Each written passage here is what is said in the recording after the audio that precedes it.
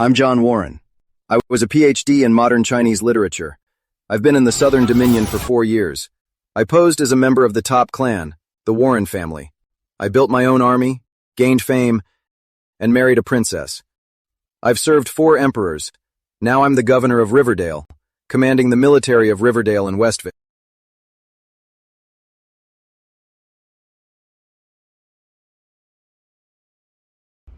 Shocking. The Riverdale treasury is completely empty. Those nobles are all traitors. They deserve to die. Corruption has always been a problem. It's always a conspiracy from top to bottom, falsifying records to line their own pockets. Princess, don't be so upset. My father just ascended the throne. The Northerners will surely take advantage of the power transition to attack. In less than a month, the front will demand our grain. But with our current grain reserves, we can't even pay the Riverdale garrison's back pay, let alone send it to the front. How can we possibly send it to the front? A storm is coming. I fear a mutiny. Fire! Fire!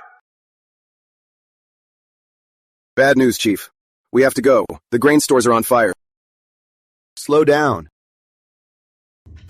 The grain stores are on fire. The night guards are missing. If we don't go now, it'll reach us.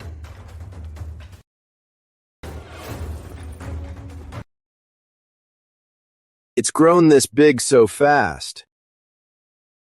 Jack Black, gather the men. Get to the fire now.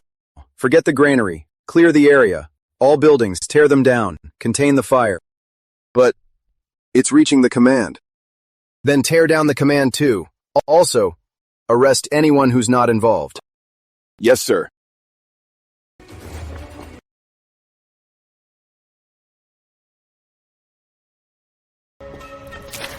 Check over there. We need more water. Hurry. Keep getting water. Go, go, go. Go, go, go. Quick. Hurry, hurry, hurry.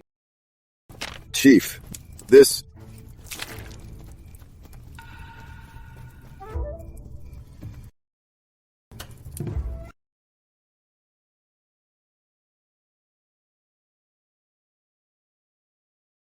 Oil. It's done. It's all burned down.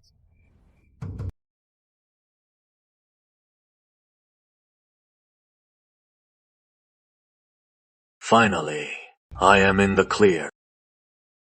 Look how scared you are. Lord Fisher couldn't even hold Riverdale. She's just a woman, and he's just a scholar. This fire was perfect. It finally covered our past deficits. John Warren may be famous, but we still have to be careful. He may be powerful, but can he conjure grain out of thin air? Tomorrow the soldiers will mutiny. He'll be helpless and have to beg us. We'll make them pay a fortune for the grain that was always the command's. Once we have leverage over him, he'll be just like Lord Swift, putty in our hands.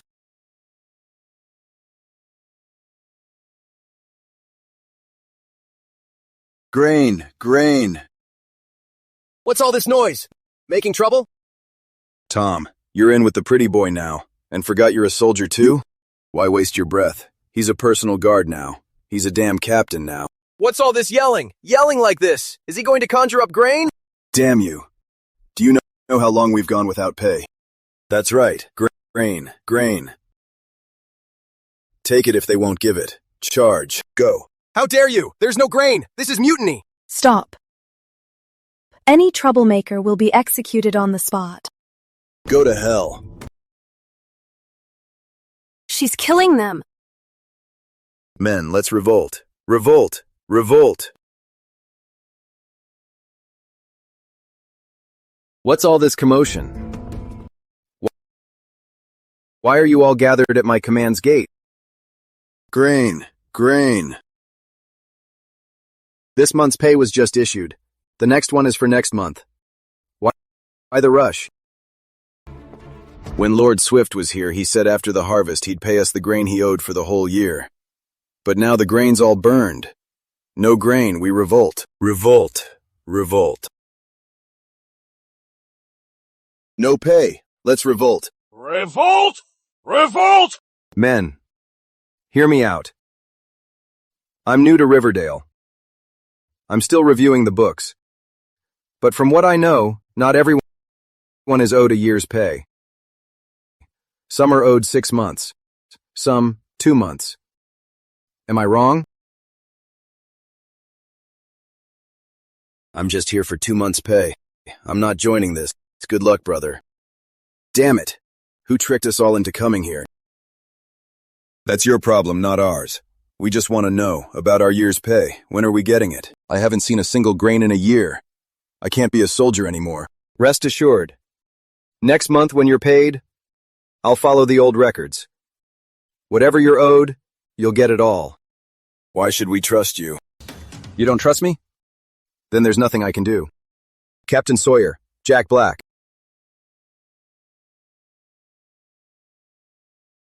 Fine.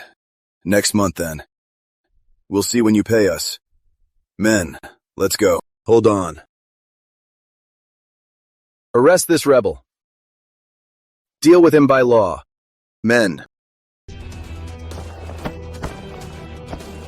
Help, brothers. Brothers, help me.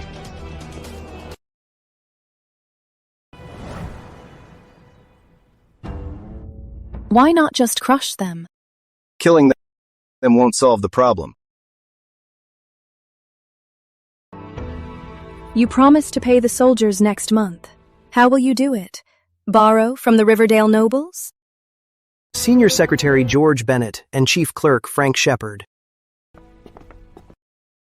Princess? Governor?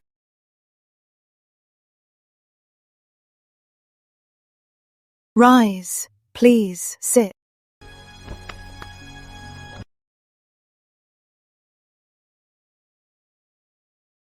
Princess Governor, the granary caught fire last night. I finished the inventory. The total loss is over 61,200 bushels. That's about 1,096 tons. Enough to feed 5,000 soldiers for 6 months. That's like a 489 square meter room, the size of a modern villa.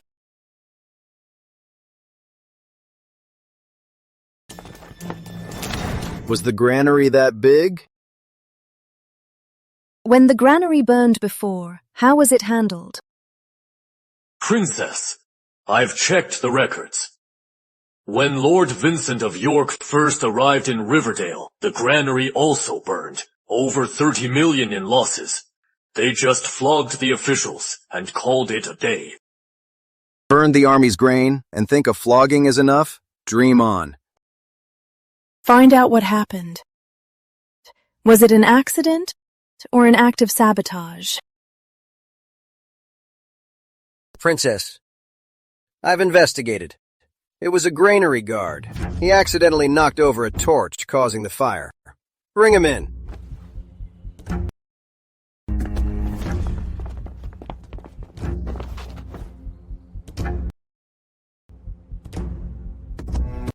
They found a scapegoat so fast, not even trying to hide it. Governor, please, deal with him. Governor, he's yours to punish.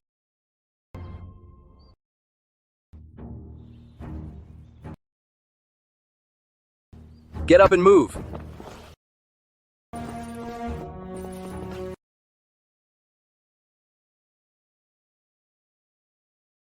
Your Highness, Governor, our priority now is to secure military rations to prevent a mutiny. George Bennett, what are the current grain prices in Riverdale? Rice is 312 coins per bushel. Cloth is 153 coins per bolt. A bushel of rice is about 40 pounds. Normal rice price is 90 to 120 coins. Normal cloth price is around 400 coins. When war breaks out, rice soars, cloth plummets. How much grain is left in the granary? Governor, the granary stock, 2/3 of it is tax revenue bound for Southgate. The rest is for Riverdale's official salaries. Before you arrived, an edict was issued to allocate this year's harvest tax first to the Riverdale garrison to cover the back pay. The amount has been reported. We're just waiting for Southgate's approval.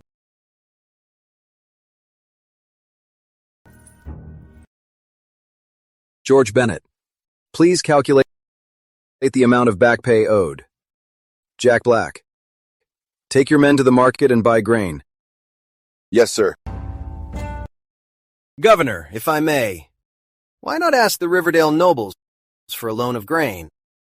Well, I'm new to Riverdale. I don't know any of the nobles here. That's not easy.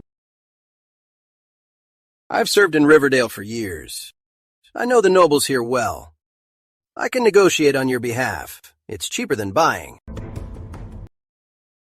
There's the real motive. Not yet. Borrowing grain now is unwise. George Bennett, take the funds from the treasury.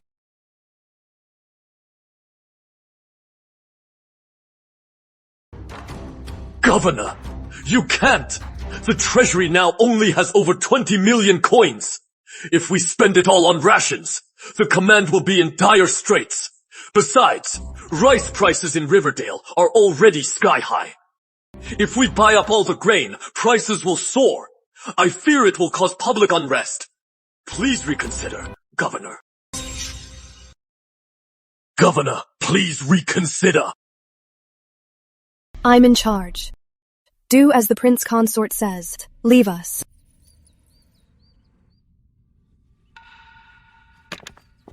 Yes.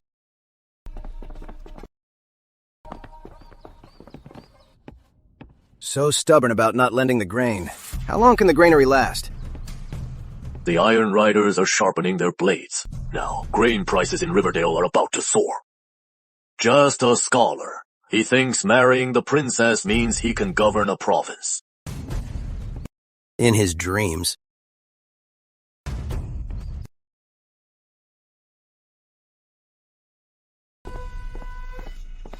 Prince Consort. The guard confessed. He was drunk on duty last night. He passed out. He knows nothing. But someone visited him before dawn. They said if he took the fall, his family would be set for life. I've had my men investigate his background. A month ago, Thomas Knight of Hillfort recommended him for this post. Arrest him and guard him closely. Yes. The nerve! For their own greed, they'd risk our soldiers' lives. They were afraid we'd audit the books, so they burned the books to cover their tracks and to send us a message. How dare they? We can't let them get away with this. Here's the plan, Princess. We'll split up. You find out the truth. I'll raise the provisions. Governor David of Frontier is waiting outside. What's he doing here? Show him in. Yes. John. Brother David, welcome. I'm here today to make a request. Please provide 40,000 bushels of grain for Frontier. Here's the Imperial order.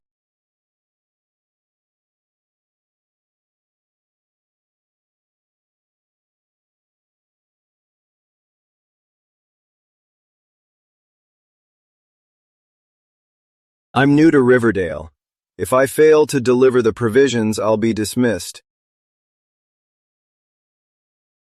His Majesty has just ascended the throne. We are certain that within a month or two, we will face the Northerners. Now, our frontier province is preparing for war. My uncle, Sir William Ashby, was just in Northfield. But even with all his wit, the Northerners' desire to invade grows daily. He can't delay them much longer. With the regime change in the Southern Dominion, Northfield will naturally test the waters, looking for an opening. Brother, honestly. The Riverdale granary burned down yesterday. For the time being, we can't send any grain. Since I took over Frontier Province, I found the command has long been in arrears. Desertions are rampant. If we can't get supplies now, I'm afraid when the fighting starts, the army will be in chaos. Frontier Province is a border region, and you can't even pay the troops. There's more. After my brother James took over, he found Westvale can't pay its troops either. Since there's little fighting, the officials there exploit the people even more. He's troubled by it too. What's the grain price in Frontier Province? 160 coins per bushel. The merchants in Frontier Province, hearing grain is pricier in Riverdale, and fearing war on the frontier, are all moving to Riverdale, taking their grain with them. The government has banned it, but it's had little effect. That's why I've come to trouble you, John. Don't worry, Brother David. Within a month, I'll send 40,000 bushels of grain to Frontier. But I need your help, Brother David. Help me spread the word. Tell them grain is pricier in Riverdale. And don't actually stop merchants and nobles from leaving Frontier.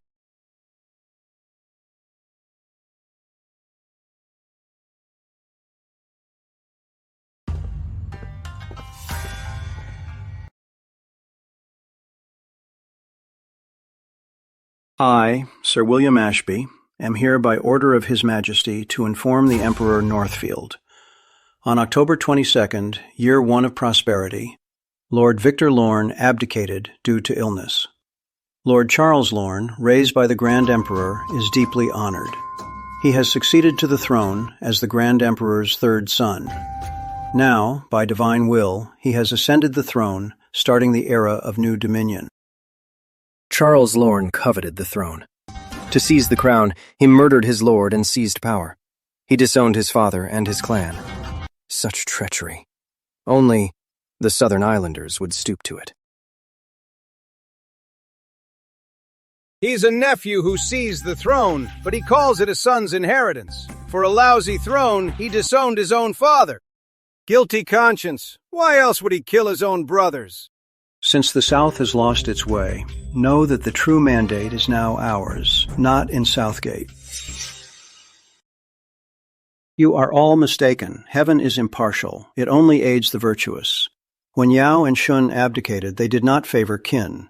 The Duke of Zhou ruled as regent and executed Lord Guan and Lord Chai to save the realm. That was a great act of justice. His Majesty succeeded Emperor Dalton. Though it broke a minor rule, it upheld a greater principle. If you only value the traditions of one family and abandon the realm's justice, that is not the act of a wise ruler. In the past, Hugo Crane wrote the truth, compiling your chronicle. Yet his entire clan was executed. To be the true dynasty means honoring heaven and ancestors and keeping an honest record. You executed your historians, shattered monuments, and destroyed history. You've rejected the justice of the Central Plains. That is not the act of a true dynasty. You islander! How dare you insult our court?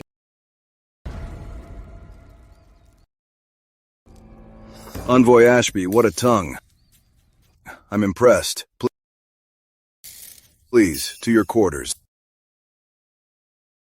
I take my leave. They're preparing for war to justify their invasion. I must send word back at once.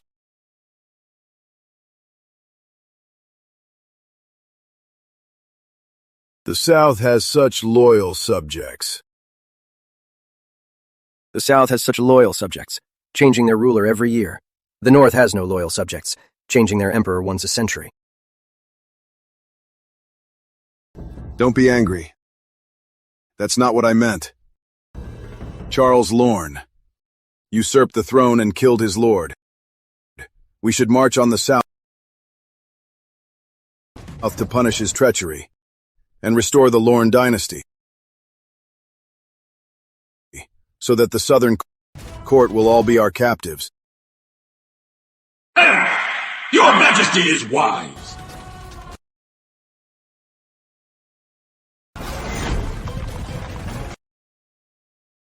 Report!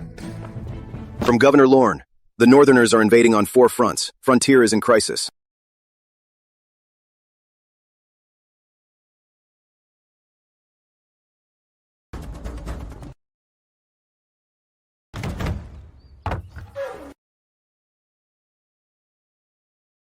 Princess Governor, these are Riverdale's accounts from the past 10 years, the original records of taxes and grain.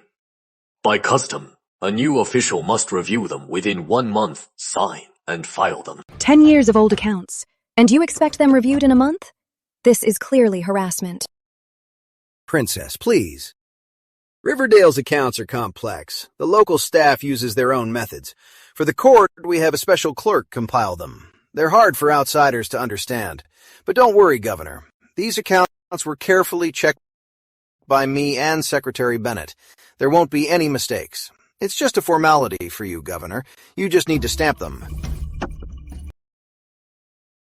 Since it's the rule, leave them here. Then, Governor, please stamp and file them. Secretary Bennett, I will review these accounts myself. You may leave now. Yes.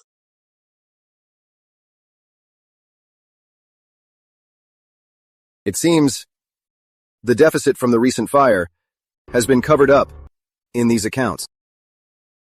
In Riverdale, we have no one we can trust. At this rate, you, the governor, and I, the princess, will be rendered powerless. Princess, please calm down.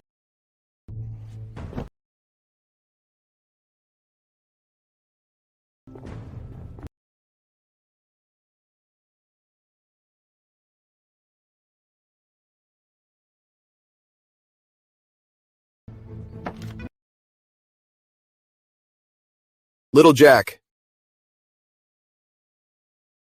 here's my order. Go get this prisoner and bring him to me. Yes.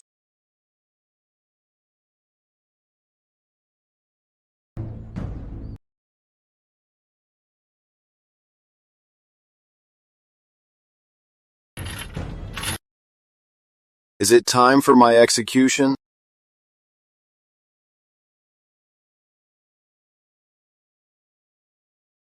Mr. Cole, the governor wants to see you.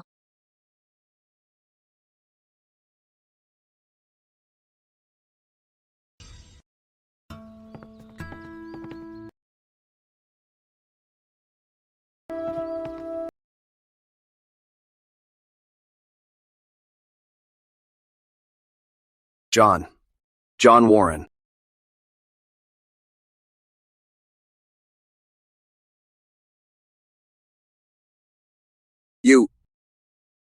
What are you doing here? Mr. Cole, while you were in prison, a lot has happened. Lord Weston took the throne. There was a general amnesty. I married Princess Isabella. And I've just been appointed governor of Riverdale.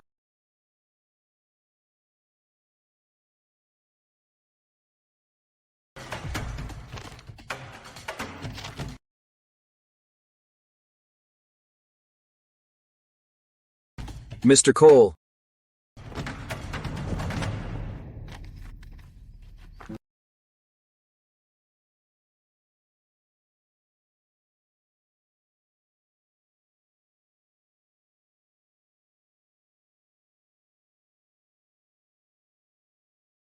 Where are my wife and daughter? She's doing well. But don't blame me for not taking better care of her. She's a proud woman. She wouldn't accept charity.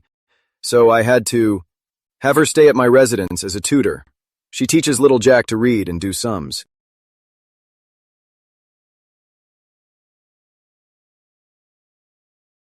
John. No. Chief. Words can't express my gratitude. You brought me here. What is your command? Please, tell me. When you served at Riverdale Command, you were in charge of the accounts. Do you know them well? During Lord Fisher's tenure, I was indeed in charge of those accounts. Good. In 1 month, if you can sort out these accounts, I'll make you my marshal. Yes. I won't fail you, Chief.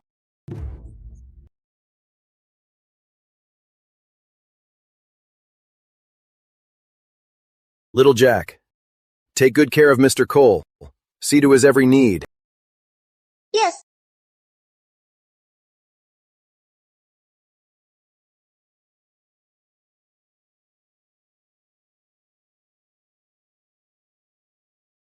Chief Shepherd, Mr. Bennett. The accounts you submitted yesterday. I've reviewed them. There are a few points I don't understand. Please explain. Go on, Mr. Cole. In year 3 of Bright Era, Riverdale flooded. The accounts state 3,000 bushels of grain were lost to rot. During Lord Fisher's tenure, that is, year 7 of Bright Era, Riverdale had a severe drought.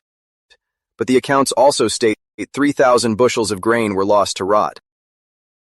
Back then, the Riverdale Command's accounts were all handled by me.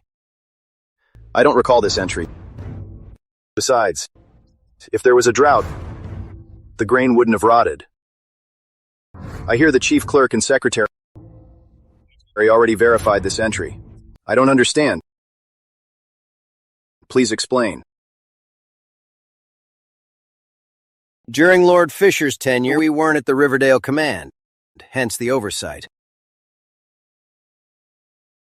Lord Fisher disliked writing. His ever-black ink he gave to us for daily use. Thus, from year 7 to year 8 of Bright Era, the Riverdale Command's accounts were all written with ever-black ink. Its scent lasts for years. But these accounts are written with ordinary pine soot ink. It reeks of smoke. Why is that? Well, it is a later copy. So it is in pine soot ink. I see. So you couldn't tell a flood from drought. Such an oversight. By the Code of Dominion, the guilty officials face exile.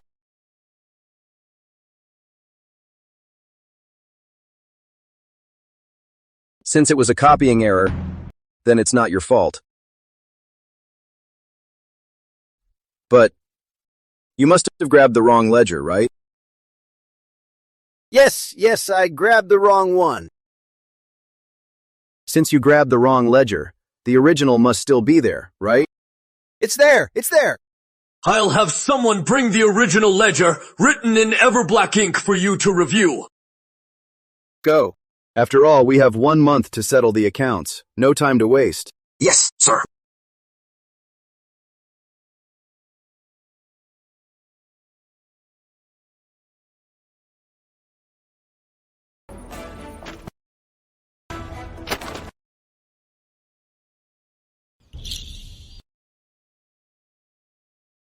The Iron Riders crossed the Haven River.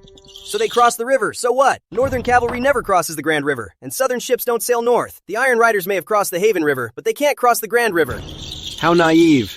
The Iron Riders now wear our clothes. Even their envoys spout nothing but the words of the sages. After Victor Warren defected, he was given high favor by Warlord Northfield. Given our situation, who knows how many people are secretly in league with the Northerners? What's the point of arguing? Do you know how much a bushel of rice costs now? 810 coins. Money's worthless now. Today you can buy rice. Tomorrow you might not even afford bran. I should run. Run. If the Northerners come, they'll plunder everything in their path. Want to run? Then you're safer inside Riverdale City.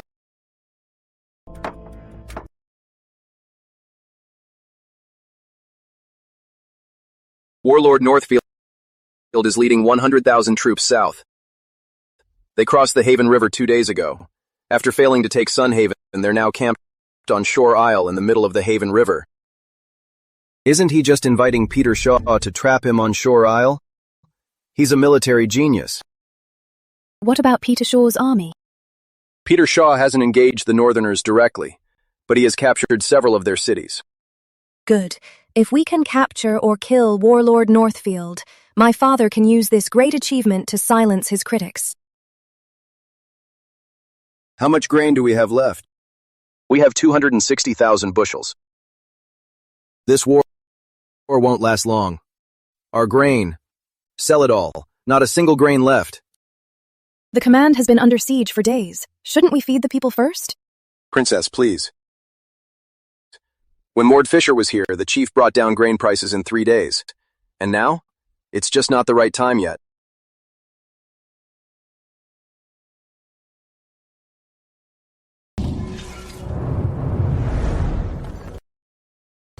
Henry Northfield sat in his tent.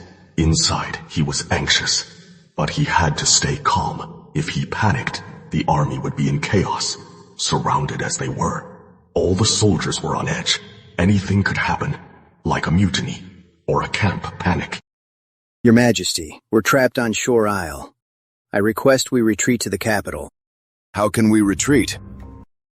I've been observing the banners on both shores. Though the islanders' general is Peter Shaw, the one in command is Martin Warren.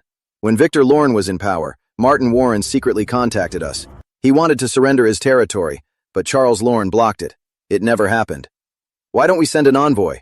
We can bribe Martin Warren with a fortune to let your Majesty return. What if Martin Warren is faking it and attacks us? What then? I'll cover the rear.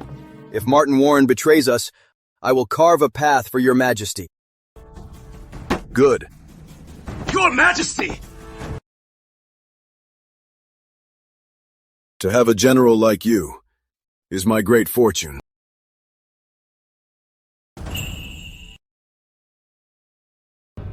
We'll go with this plan.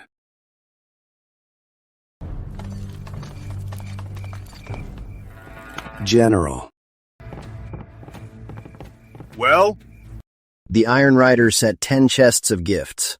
They also said, if we let the Emperor return north, they'll leave us their army's 30,000 bushels of grain. Good. Open a gap tomorrow. Let the Emperor go. General, are we really letting him go, or? The men are still eating bran. Our supplies haven't arrived. If we keep this up, we don't know who'll break first.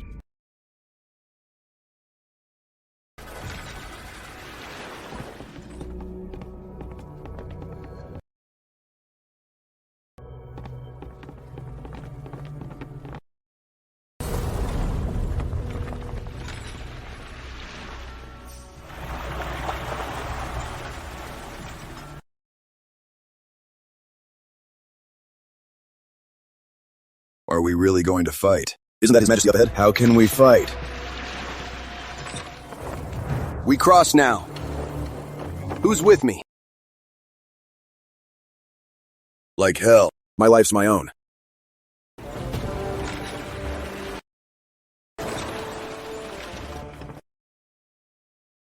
The Emperor and the General fled. What do we do? That bastard Emperor. He took all our food with him.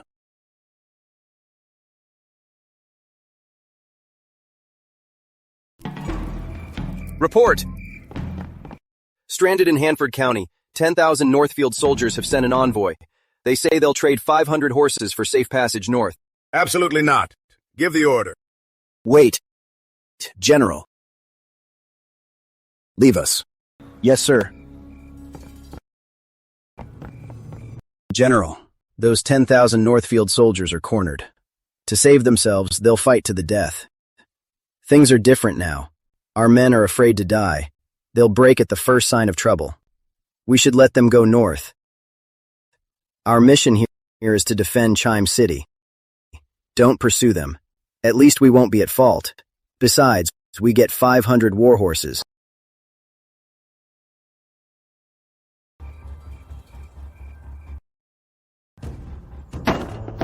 Useless, incompetent fool. He just let Henry Northfield and 10,000 Northfield soldiers escape. Letting them go is fine.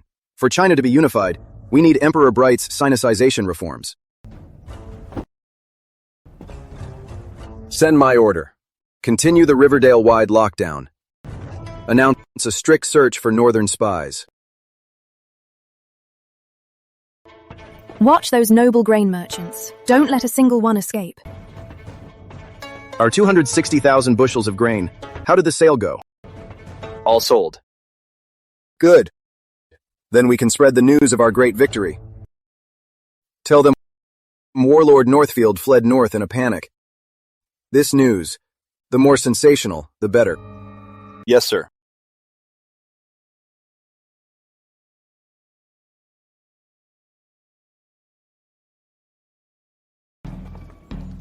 We crushed the enemy at Shore Isle. The warlord fled north. We crushed the enemy at Shore Isle. The warlord fled north.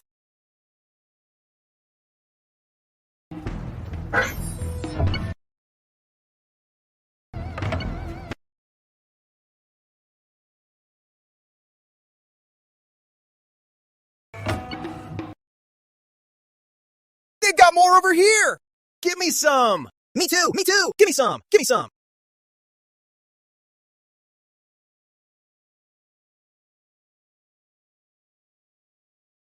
Oh, that warlord's useless. He lost so fast! Damn it! My grain! It is all worthless now! It's just a temporary dip. Riverdale isn't John Warren's. He's ruined the nobles. Why the rush? This one goes to the Emperor. The rest go to the noble families of Riverdale. When the court comes for him, what can a prince consort do? Using the noble's blade! Basically, he is out of grain. And the nobles won't lend him any. Is John Warren going to rob them?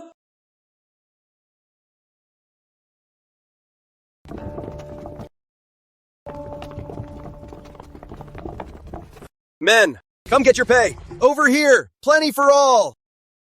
Plenty for all. Men, it's all fresh rice. No old rice. Great! My rice!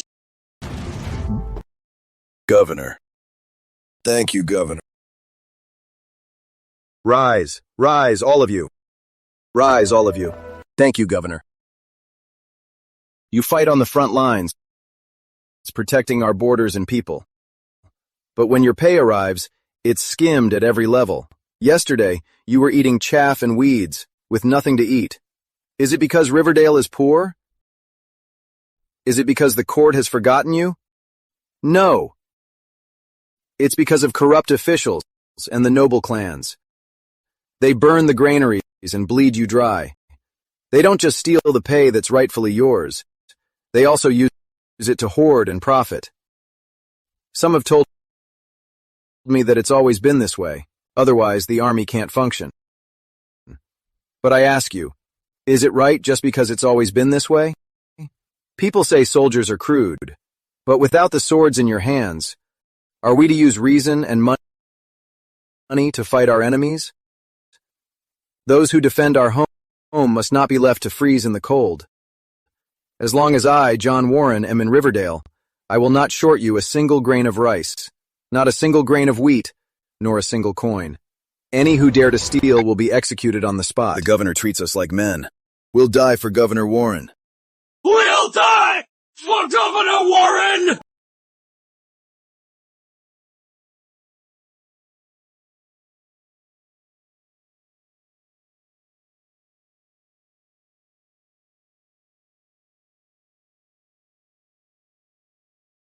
Governor. So Thomas, Arthur, what a surprise. You're both Midland's finest. You're never seen in public. And now you're here together. My humble home is honored. Governor Warren, if we hadn't come, you'd have turned Riverdale upside down. As governor, you're supposed to care for the people, but you're no benevolent ruler. Instead, you're like a petty merchant, using deceitful tricks. Recently, the rice price plummeted to 60 coins a bushel. Woe is everywhere. The people are suffering. First, you tempted us with a high price, luring us to buy grain at a premium. Then you sealed the city gates and dumped government grain. You set this trap to ruin us, leaving the Midlands' noble families with overflowing granaries and losing everything. Confucius said, "To kill without warning is tyranny." You gave no warning, yet used such underhanded tactics. This is tyranny. You are profiting at the people's expense. You're being dramatic. Profiting at the people's expense? Are you talking about the starving people or your own noble families? Scholars, farmers, artisans, and merchants. They are the nation's foundation. We are the scholar class, so we are the people too. Besides, a nation's profit is not profit. The great learning. Righteousness is its profit. Now that rice has dropped to 60 coins, you've undermined Riverdale's people. Where is the righteousness in that? The front is in crisis. I'm securing provisions. It's my duty to save the nation. And you? You took advantage of the crisis, hoarding grain and jacking up prices to 800 coins a bushel, while the people sold their children just to eat chaff. What about your precious profit then? Why not say, a nation's profit is not profit? Low prices hurt farmers. Scarcity drives up prices. It is basic economics. What is the crime? It's you who's hurt by low prices. When prices peak, they fall. When they bottom out, they rise. Now prices are falling. It's basic economics. So why the outrage? You're a silver-tongued devil. Even so, the rice price in Riverdale should never have dropped to 60 coins. This situation is all you're doing, Governor. My losses are your responsibility to cover. Exactly. When the rice price was 800 coins a bushel, you didn't share the profit with the people, or with the crown. Now that prices have fallen, you want the crown to pay for your greed. In this just world, is there no justice? Don't use the crown to intimidate us. If you don't cover our losses today, I'll burn all my grain before I sell it cheap. I'd rather burn all this grain than sell it cheap. Burn the grain? Such boldness, Sir Thomas. We're at war, and you dare threaten to burn the grain? Go ahead, Sir Thomas. You dare burn it, and I'll charge you with squandering state resources. This grain was bought with the Knight family's own money. It's our private property. Even if I dump it in the Grand River, that's our family's business. Normally, that's your business. But now the Northerners are on the Haven River. We're at war. Grain is military supplies. You dare burn the grain, and you'll demoralize my army. This isn't a family matter. It's treason and collusion. Forgive him, Governor. Sir Thomas was just upset. He didn't mean it. Please, forgive him. Fine. You're using your power to oppress us. I won't burn the grain. But I won't sell it either. Go. Get all the grain ships out of Riverdale. You can't move that grain. We're merchants. We follow the law. What right do you have to stop me? Normally, you could. But as I said, we're at war. I've received a tip. Northern spies are in the city. So I've ordered a citywide curfew. All roads and rivers are blocked. No boats on the river. No grain leaves the city. Grain is different. Without strong government control, prices will soar. At least 37% of the people will have to pay with their lives. Spies. How long will this last? Governor. 3 days at best. Or 3 months at worst. It all depends on when we can round up all the rats. You bastard, John Warren. You're trying to trap us here in Riverdale? For your tyranny, I'll report you to the court for destabilizing Riverdale and oppressing the nobles. Don't forget, I can also report to the court. When the court finds out that you took advantage of the war to hike grain prices, nearly causing a mutiny, and even colluded with northern spies to betray the city, tell me, will the court punish you or me, the Prince Consort Commander? Or move against me, the Prince Consort Commander? Or we can both take a step back. I'll govern Riverdale, and your two families will offer your heads to appease the realm. You're fabricating charges, a baseless frame-up. I have a tip. I'm the governor of Riverdale. As governor, I must investigate. It's my duty. If I arrest all the Dominion nobles for treason, some might be innocent. But if I arrest every other one, some will surely slip through. You. Sir Thomas, don't be rash.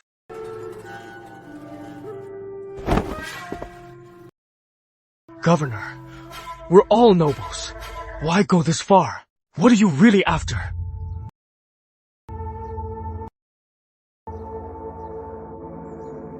You're overreacting, Arthur. I came to Riverdale to reform and improve, not to make enemies. Your families are already hurting. If I were to ruin you both, I'd be failing the people of Riverdale.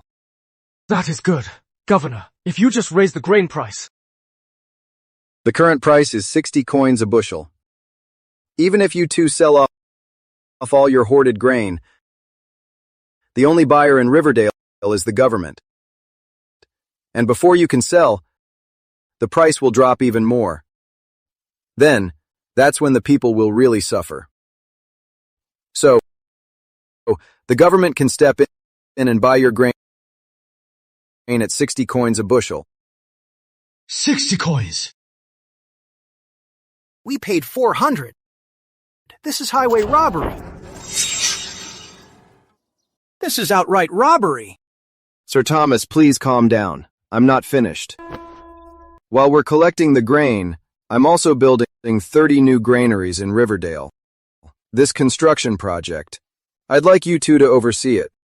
What do you say? Just some minor construction work.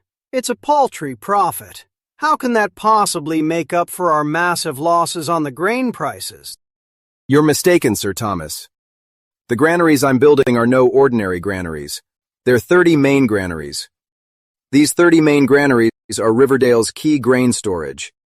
They'll require massive timbers and solid stone. The funds are allocated by the court. All labor and materials are paid for by the government. And in this, where to source the wood and stone, which craftsmen to hire, and how to account for the costs. There's a lot of room for maneuver. You two are both seasoned professionals in your fields. And you're nobles. You know this better than I do. In 3 days, the grain ships from Eastford and Southford will arrive. Once the government grain hits the market, it won't be 60 coins a bushel anymore. It could drop below 30. And over time, fresh rice becomes old rice, and the price will drop even further.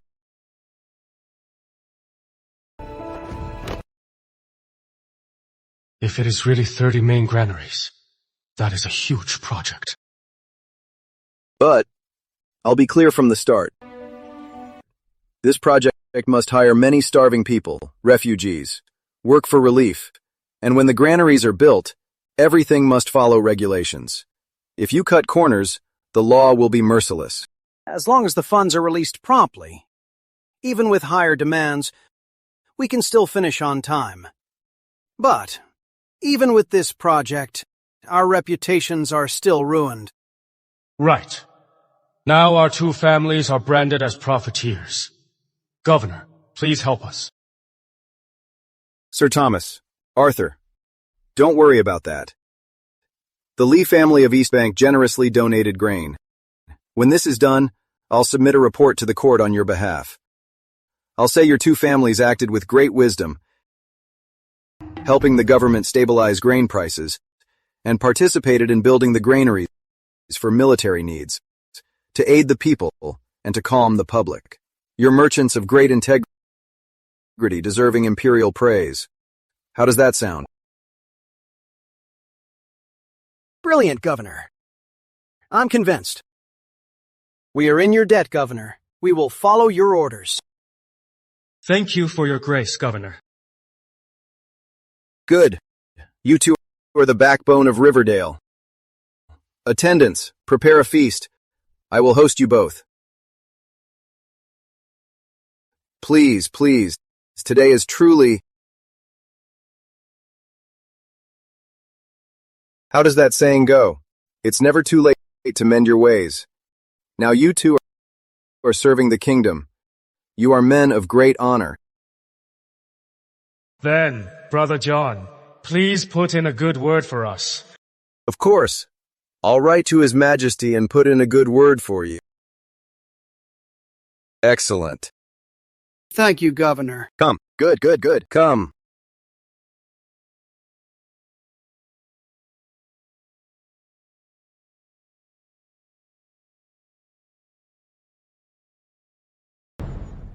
Princess, We've caught the man who recommended the culprit for his post.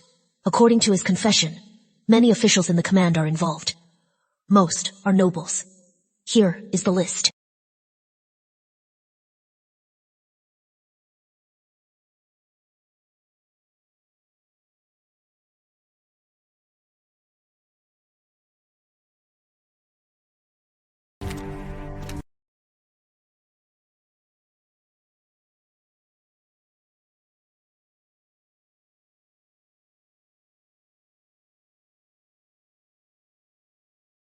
What do you think?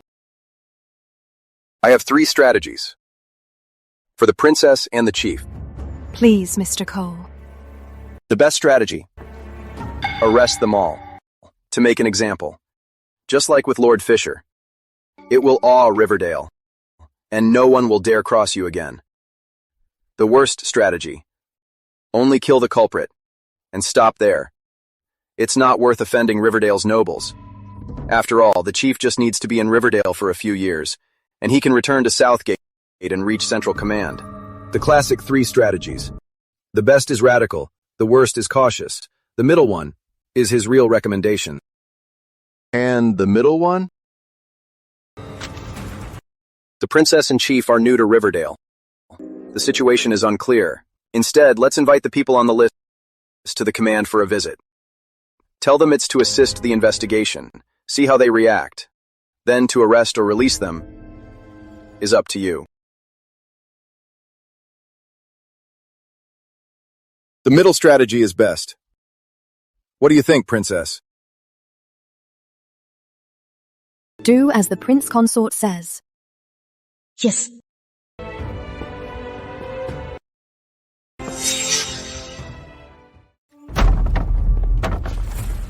Who are you? Move. Let go of me. Move.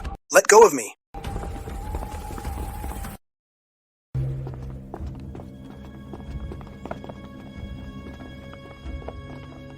Let go of me. Let go of me.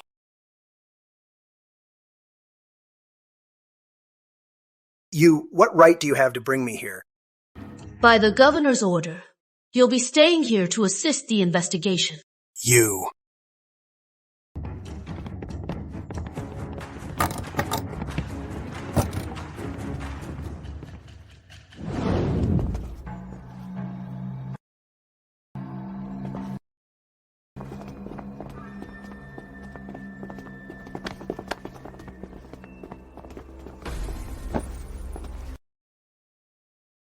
Since you're here, please have a seat.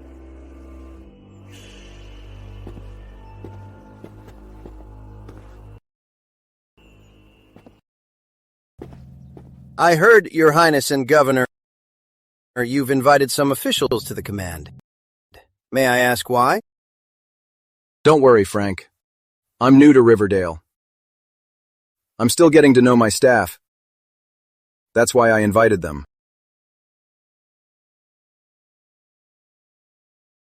Governor, this is unacceptable. These officials are the heads of their departments. We have a lot of military and civil affairs. Without them, Riverdale will fall into chaos. Governor, please put the greater good first. Don't listen to petty people and paralyze Riverdale. You're mistaken, Mr. Bennett. Riverdale has plenty of talent.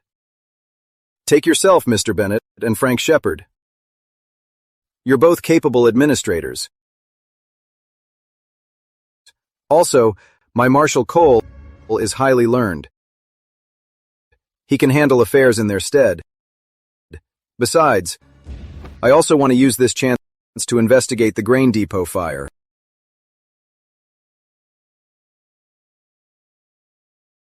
Governor, isn't this case already closed? It was an accident by a drunkard. He did confess. But he confessed to something else. Who gave him the oil? Who told him to leave the door open?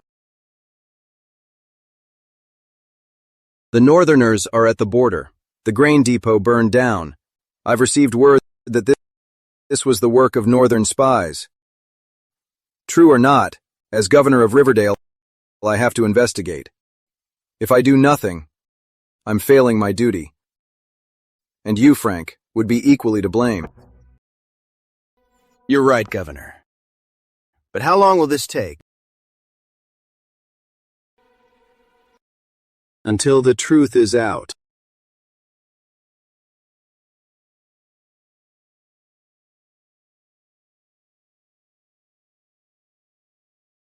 What if John Warren digs deeper? What then? We serve His Majesty. He wouldn't dare touch us. But what about those nobles? If they start naming names, what will we do? Then we'll have them poisoned. Silence them for good. Poison him. Silence him for good. No. But there are noblemen involved. Nobles. They're useless. Fine. They like to be in charge, don't they? Then let them handle everything. Make them deal with every single thing. Let them learn. Without his staff, the governor of Riverdale is nothing.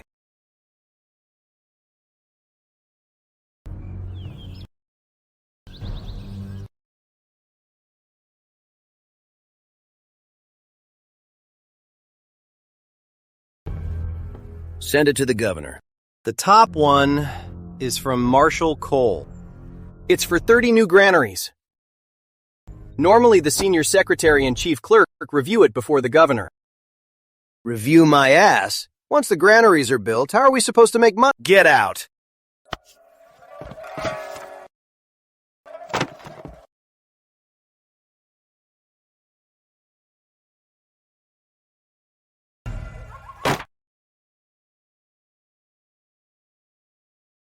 Why is there so much? Chief Shepherd said we're short-staffed. He has swamped himself. He ran into me and asked me to bring these. He said these need your signature, Chief.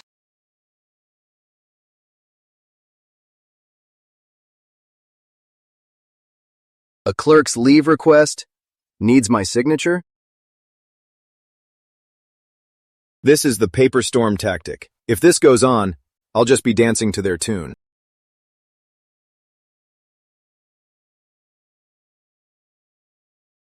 I've got it.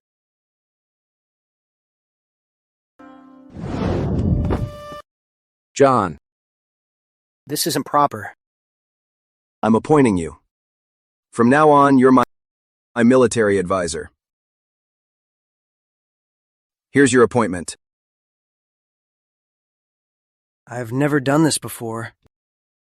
It's fine. Just sign off on some of these for me. Leave requests, greetings from the counties, gifts, and other minor tasks. As for the rest, just set them aside. If you have any questions, ask Mr. Cole. That's settled.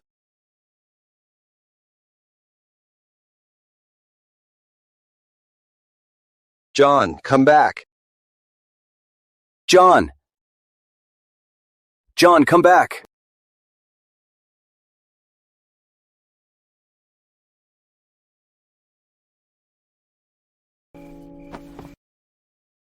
Sir. Sir.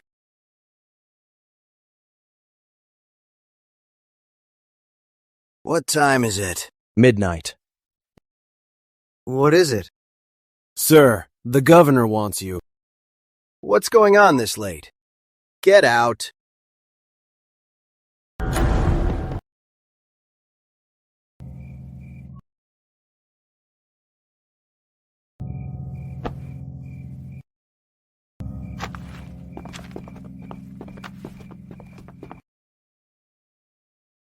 Governor. You're here.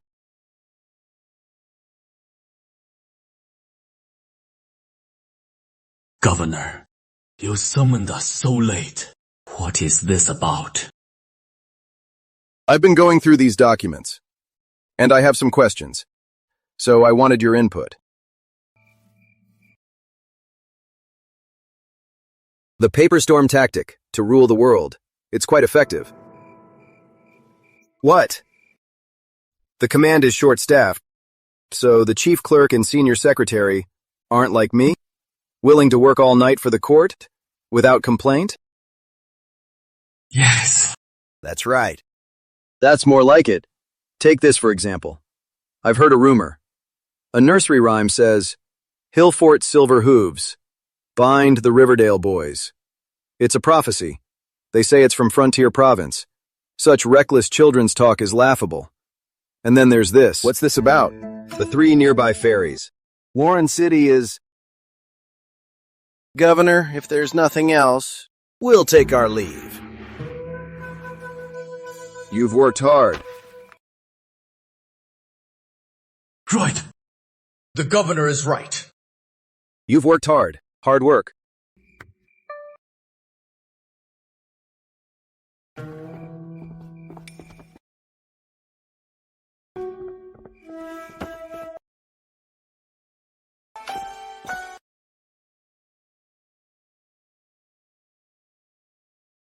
Let them rest for a stick or two of incense. About half an hour. Call the chief clerk and senior secretary again. Have them come to my office. Yes, sir.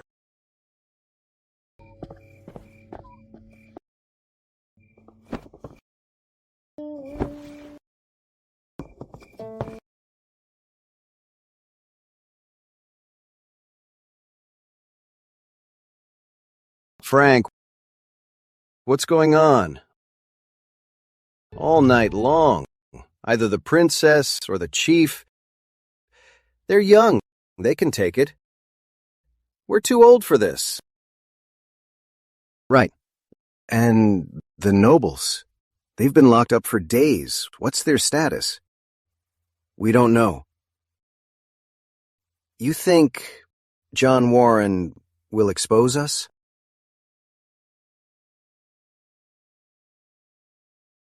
Let me think.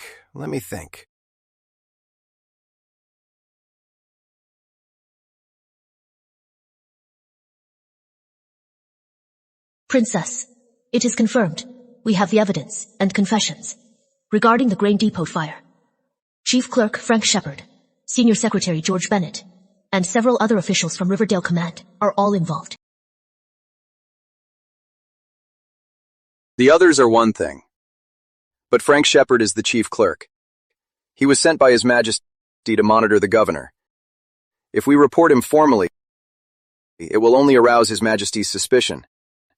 And if we replace him, they'll just send someone we know even less about. But if we don't punish them, it will only make them more arrogant. And they'll cause more trouble. What about the families of those officials? Any movement? From our surveillance, the families are often visiting Frank Shepard and George Bennett.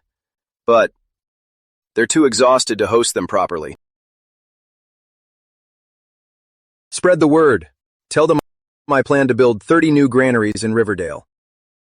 To store and distribute grain and stabilize prices. Brilliant, Chief.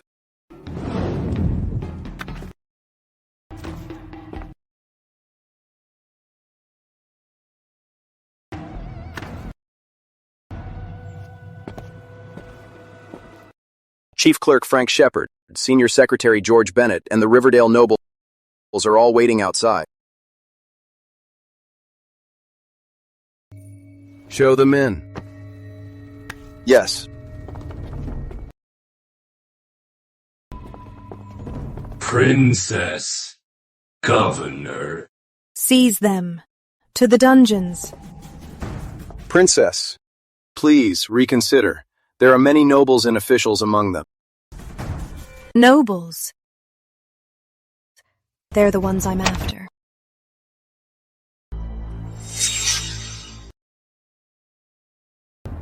Grace, you take them into custody yourself. Yes, no.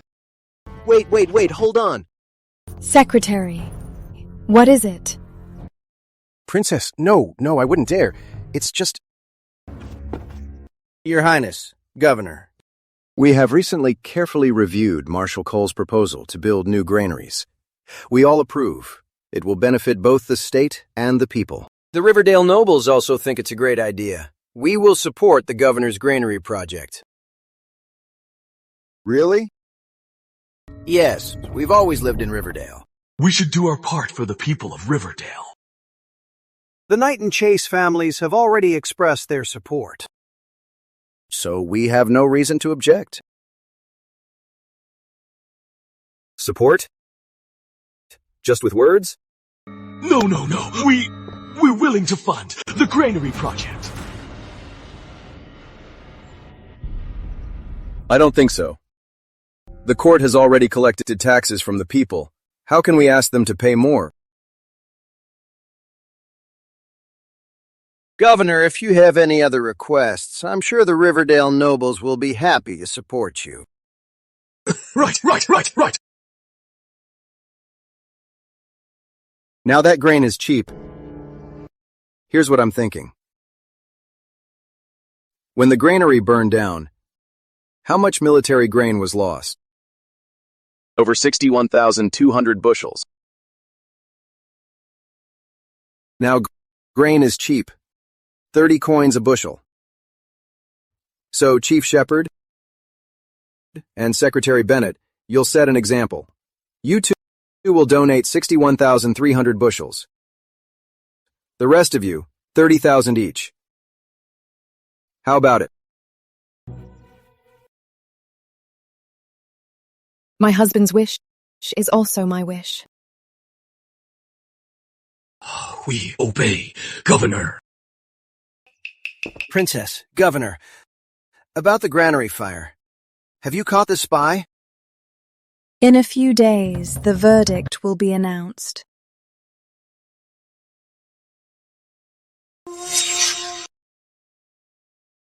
By order of the Governor, Chief Clerk Frank Shepard, Senior Secretary George Bennett, in the military rations fire, are guilty of negligence. They are sentenced to 20 strokes. Execute! Yes. Easy.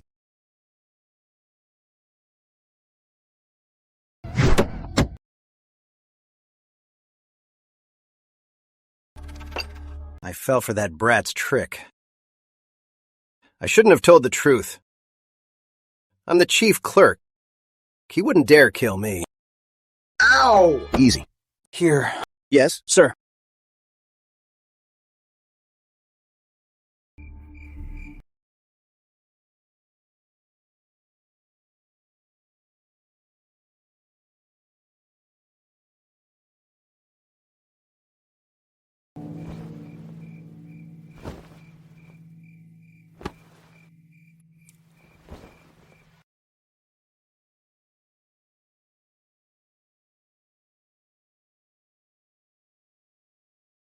Last time Charles cried, he killed the Prince of Poyang and Lord Charles. He's crying again. He's going to kill me. Prince Guiyang.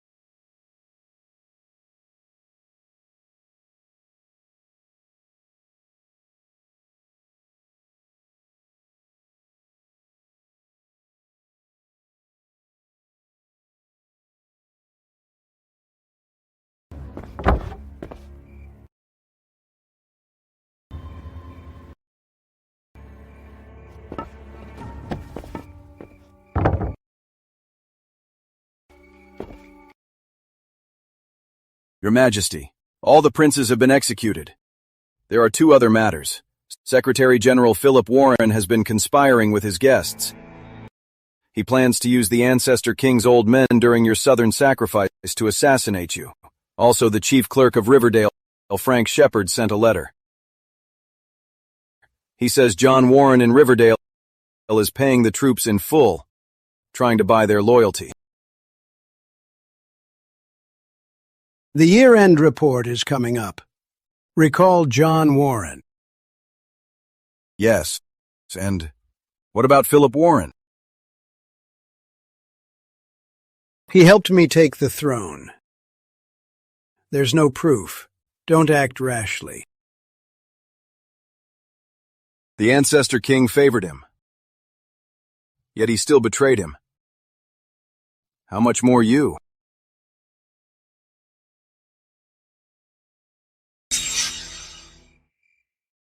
Steamed buns, spice buns, and more! Come on over, sir, and have some noodle soup. Your Highness. At ease. I was raised by His Majesty. Isabella is like a sister to me. You don't have to be so formal.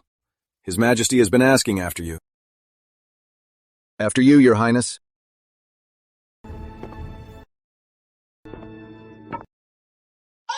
Come on, take a look.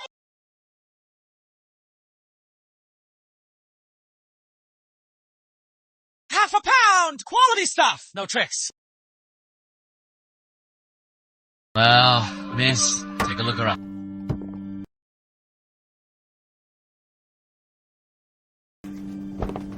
William Lorne with Prince Consort John Warren greets your Royal Highness.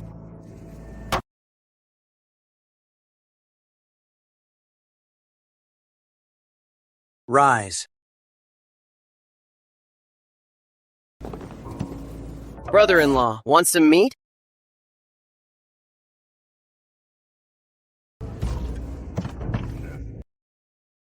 I must see His Majesty. Buying meat now would be improper. After I see His Majesty, on my way back to the inn... Brother-in-law, then you'd better hurry. Later I might not be here anymore. We take our leave.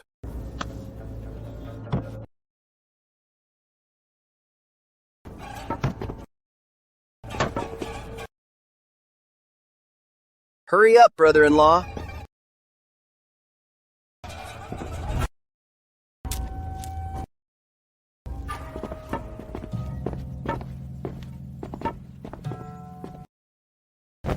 Your Majesty. Rise. Thank you, Your Majesty. John, I hear in Riverdale you've been quite active.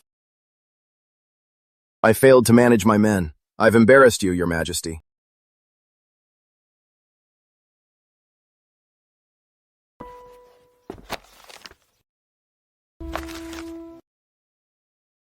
There can be only one sun in the sky, and only one king on earth. The power to reward and punish belongs to the throne. The Northerners are newly subdued. Though the external threat is gone, the internal threat is grave. When the treasury burned, John Warren did not enforce the law. Instead, he spent a fortune to win over his men. When grain prices soared, John Warren did not use harsh penalties. Instead, he emptied the granaries to win the people's favor. Now, the soldiers in the camp are loyal to him alone, and the people in the streets sing his praises. Whenever I visit the command, the soldiers only know the governor's orders, and not the court's decrees.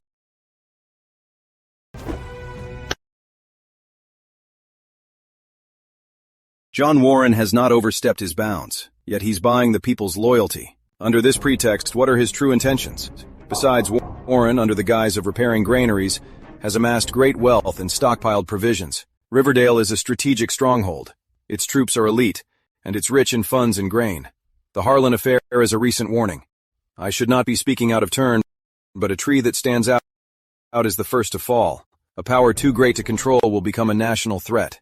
As the chief clerk, it is my duty to monitor. Frank Shepard reported me. But Charles Lorne had William Lorne read it aloud. He wants to hear my side first.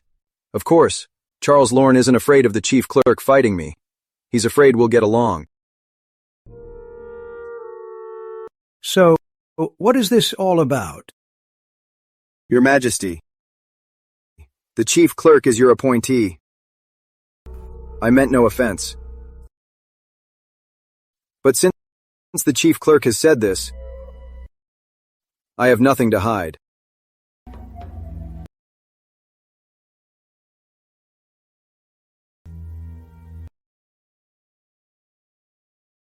Your Majesty. Your Majesty. When the princess and I first arrived in Riverdale, the granary caught fire. After a thorough investigation, it was Chief Clerk Frank Shepard, Senior Secretary George Bennett, and all the officials in Riverdale who were all involved. It was a deficit left over from Lord Charles Lorne's time. Fearing we would investigate, they set the granary on fire. They intended to burn all their ill-gotten gains in that fire, hoping to wipe the slate clean. All of this was investigated by the princess. Your Majesty can ask her. As for the claim that I spent a fortune to win over the troops is a gross exaggeration. I simply paid the military's back wages to the soldiers in full. Then I recovered the chief clerk, senior secretary, and all the officials embezzled funds over the years, and had them flogged. Hence this report. Instead of saying I'm buying loyalty, it's more accurate to say I've offended everyone in Riverdale, from the highest to the lowest, and made enemies of them all. Your Majesty, please see the truth. Once the case was confirmed, you should have reported it to the court for them to pass judgment, not taken matters into your own hands. The princess and I intended to. But the Northerners were advancing.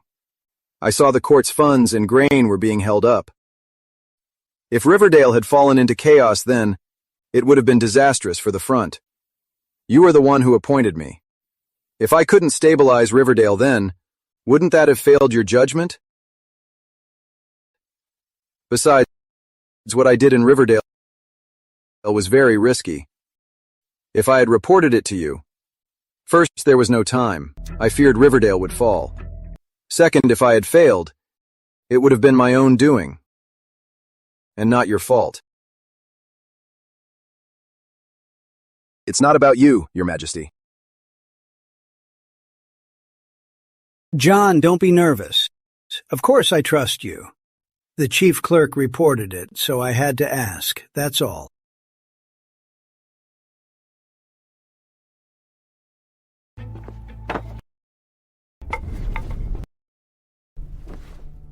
The Midlands is a vital region, a strategic heartland. Its command is a great trust, entrusted to a loyal confidant. With full authority, commander of Riverdale Westvale's military, protector of the southern tribes, governor of Riverdale, John Warren. He is wise and discerning, with great vision and ability. Though the past year has seen constant war and massive logistical demands, he still ensured fairness for all, benefiting both public and private. He ensured the army never lacked supplies, and the people lived in peace. He deserves a noble title to honor his great service. He is hereby appointed Field Marshal. His other offices remain unchanged. I was just a scholar, but Your Majesty saw my potential and brought me here. It's all thanks to your trust. I take no credit.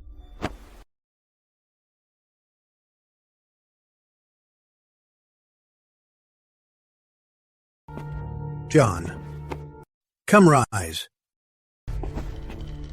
We're family. There's no need for such formality. By the way, you're back just in time. I've prepared a banquet in Heaven Hall to welcome the governors.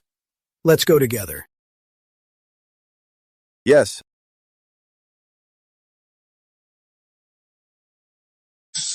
Your Majesty! Rise. Thank you, Your Majesty! Governors, you've all arrived. It's been a long journey. Today's banquet is for catching up and for business. Time flies. My brother passed away nearly a year ago, and his posthumous title is still undecided. Richard Rowe, Simon Shaw, you are all learned men. John, David, Franklin, you're all here too. Today, let's settle it.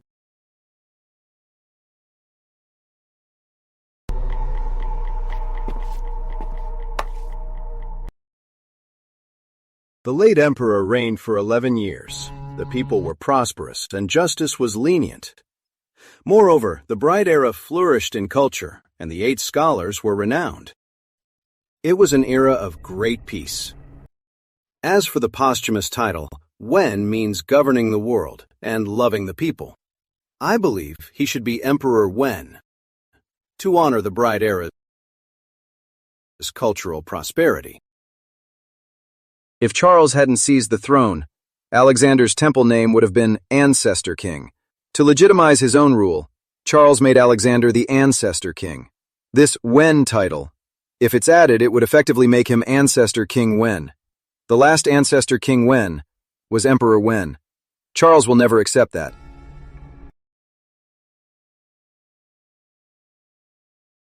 Your Majesty, I believe the late emperor was a warrior. He won the realm through battle. A title like cultured would not do justice to his warrior spirit.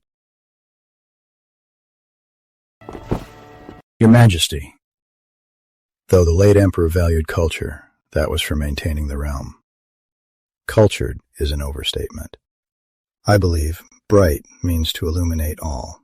His era was the bright era.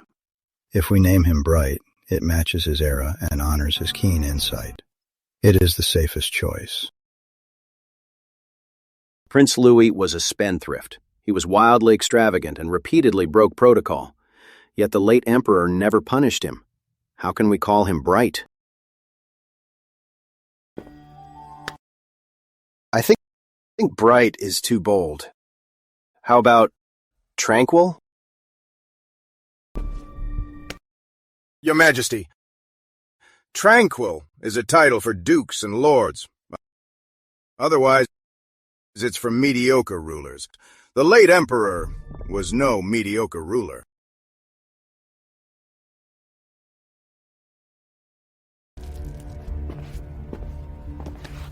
How about martial? Your Majesty, during his reign he never fought the Northerners. I believe martial is inappropriate. The late emperor was a warrior. He was resolute all his life. King William Zhao reformed his army, revolutionizing his kingdom, just like the census reform. Emperor Justin unified the realm, just as the late emperor crushed the Tang rebellion. David's being sarcastic. King William Zhao died in a palace coup. He starved to death. He's a strong contender for the title of Hunger King. Emperor Justin was controlled by the Yangs before his death. His decrees were ignored.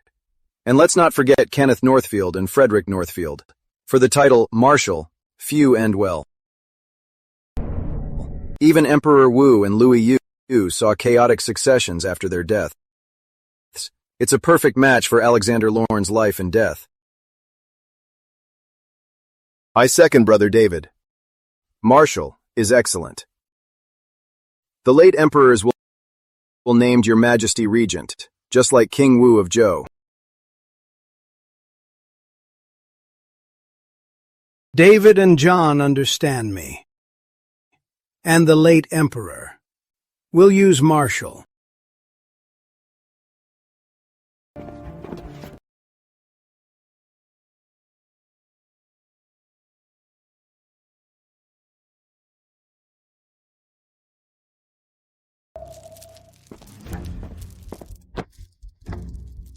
It's fine. It's just a golden goblet. His Majesty's banquet. How dare you steal here? Severe punishment is in order. I don't think that's necessary. The prince consort came from humble beginnings. Such a hobby is understandable. It's just a son-in-law taking something from his father-in-law. Secretary General Warren. He's a Warren too. Did I do something to him? Secretary General Warren! He is a Warren too! Did I do something to him?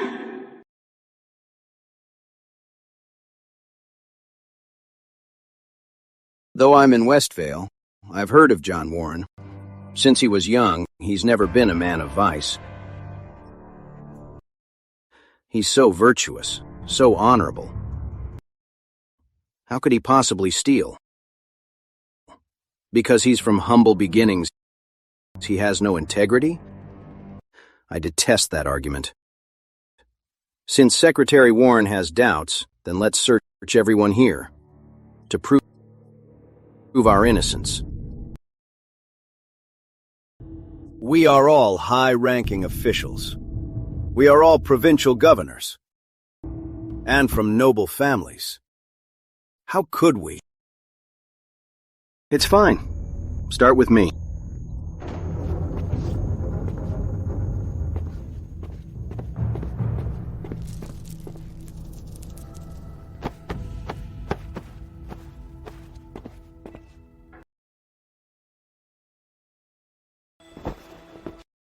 Brother Franklin has set the example, since Secretary Warren suspects me. Then I'll follow.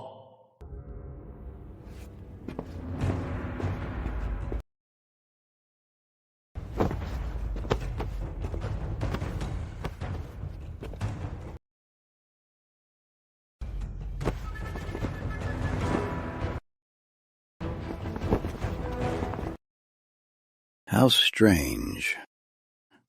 In the royal court, such a disgraceful scene.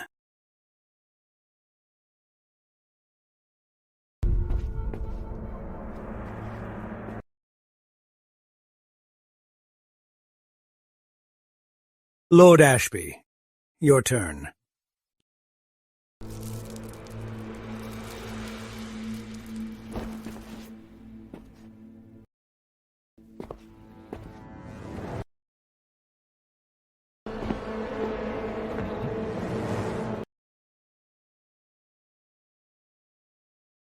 Your Majesty. Lord Ashby, your turn.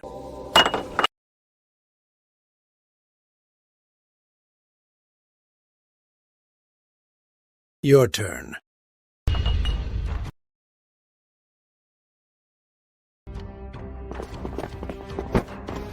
I was foolish. Please, Your Majesty, spare me. Sir William isn't like that. What is going on?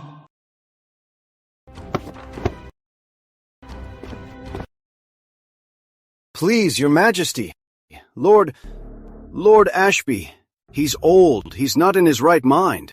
Please, Your Majesty, for his service to 5 dynasties, spare him. Please, Your Majesty, spare him!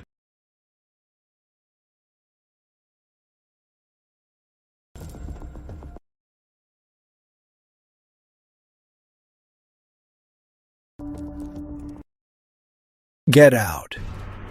Thank you, Your Majesty.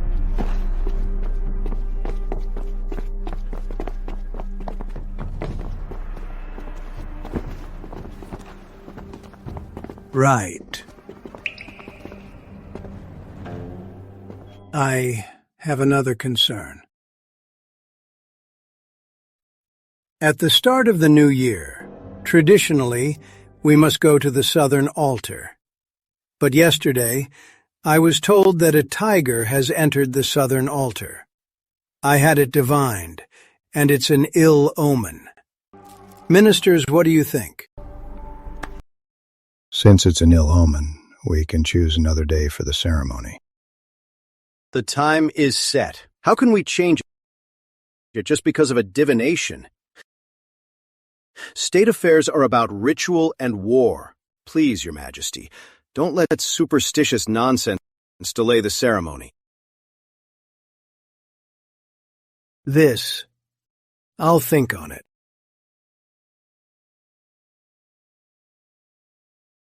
John Warren and David, stay.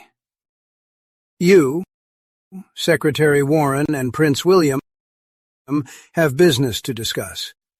The rest of you may leave. Thank you, Your Majesty!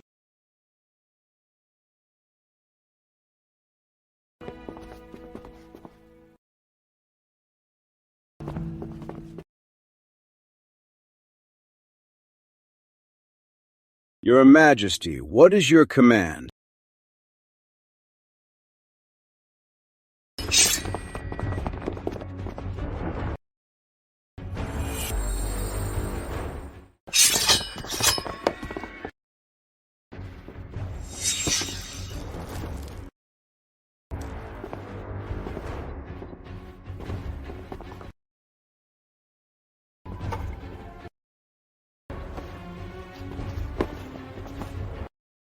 Secretary-General Philip Warren, from humble origins, lacked virtue yet stole royal favor. He rose to the highest rank, yet his greed was insatiable. He plotted treason, defying heaven and earth. He sought shamans to divine fortune. He sheltered fugitives and hired assassins. He even plotted to crown Lord Alan Lorne as a puppet ruler. He planned to strike and endanger the realm. I treated him with sincerity, but he repaid me with treason. His crimes are clear, and heaven will not tolerate them. He is to be handed over to the court, to uphold the law. Execute him. Charles Lorne, you're a backstabber. You...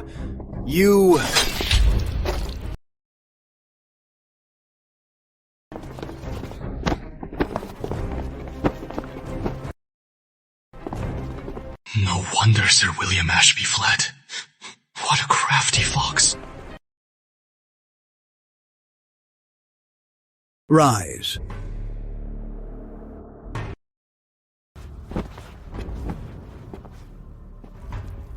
David, John, don't be alarmed.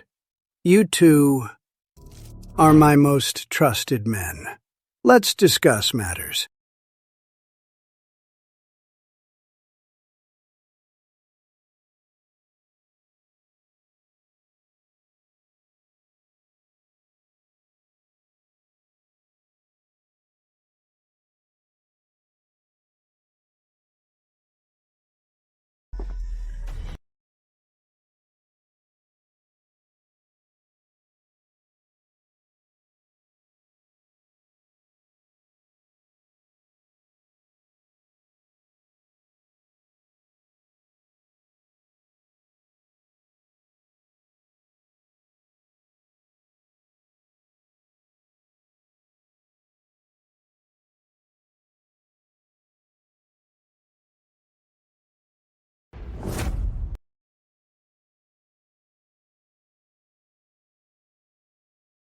When the Northerners invaded, our army could have dealt them a crushing blow at Shore Isle.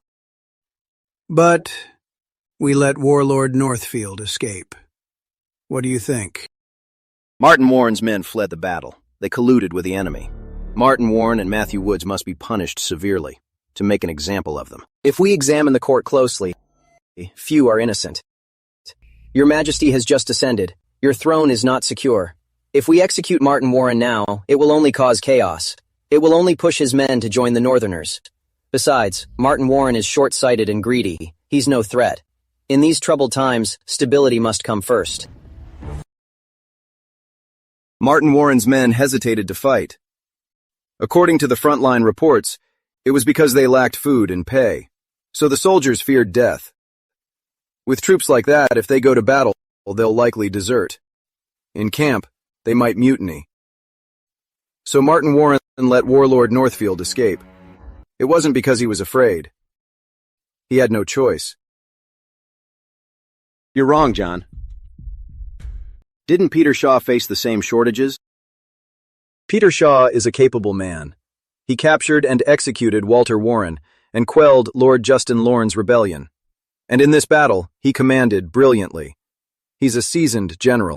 But I believe how to handle Martin Warren is for your Majesty to decide.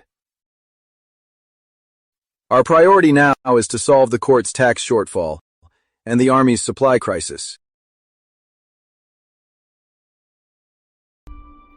John, when you first took charge of Riverdale, you brought stability. But why build 30 new granaries? But why build 30 more granaries? Your Majesty, take Riverdale, the province I govern. For just that one region, Riverdale doesn't lack grain. 1 year's harvest is enough to pay the soldiers' rations, cover the court's taxes, and let the people live in peace and prosperity. But Riverdale lacks grain. It is because the nobles have seized the farmland to build manors, and they inflate the grain prices, turning the court's land into their own. Plus, our dynasty is very lenient towards the nobles. They're exempt from taxes and service, To collect taxes for construction. Local governments have no choice but to tax and conscript the remaining people. Over time, the people can no longer make a living. To survive, they have to sell themselves to the nobles as slaves. This turns the common people into the nobles' retainers. Over time, the court's authority weakens, while the nobles' retainers grow. The court must gradually weaken the power of these local nobles. We must prevent them from challenging the court. We can't let them grow stronger. Thus, I am building these 30 granaries. First, the main granary. It will collect grain taxes for the military and state. Strict access control. Second, the charity granary, to encourage grain donations from the people and nobles, stored locally, for disaster relief. Third, the stabilization granary. In a bumper harvest, buy locally when prices are low. In a famine, sell at low prices to stabilize the market. This keeps grain prices within the court's set range. Fourth, the transport granary. Previously, the Imperial granary's grain was shipped from all over to Southgate from thousands of miles away. Massive losses and constant turnover meant it all rotted away. My transport method is to build granaries at key water and land hubs. If rice is expensive in the south, we sell low to stabilize prices. If rice is cheap in the south, we buy locally. We're not hoarding for millennia. We just buy low and sell high, converting grain to funds. This is just merchants buying low and selling high. But this will lead to talk of the court profiting at the people's expense. Merchants profit for themselves. The court's profit is taken from the people and used for the military. Now, the nobles and merchants manipulate grain prices for their own gain. The people are suffering. If the court doesn't step in, we'll be nurturing a tiger. David, what do you think? John's plan is right on the mark, but it's easier said than done. But, with John's talent, he might pull it off. Let's test it in Riverdale first, then send officials to implement it elsewhere. John, your plan is excellent. Proceed. But my vision goes beyond granaries. You three are learned. Have you studied the Agriculture and War chapter of the Book of Shang?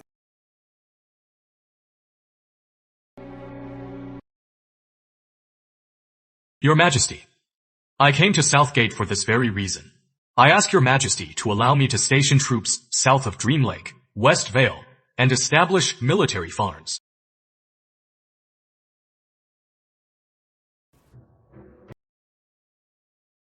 Though it's lush and fertile, it's mostly marshland.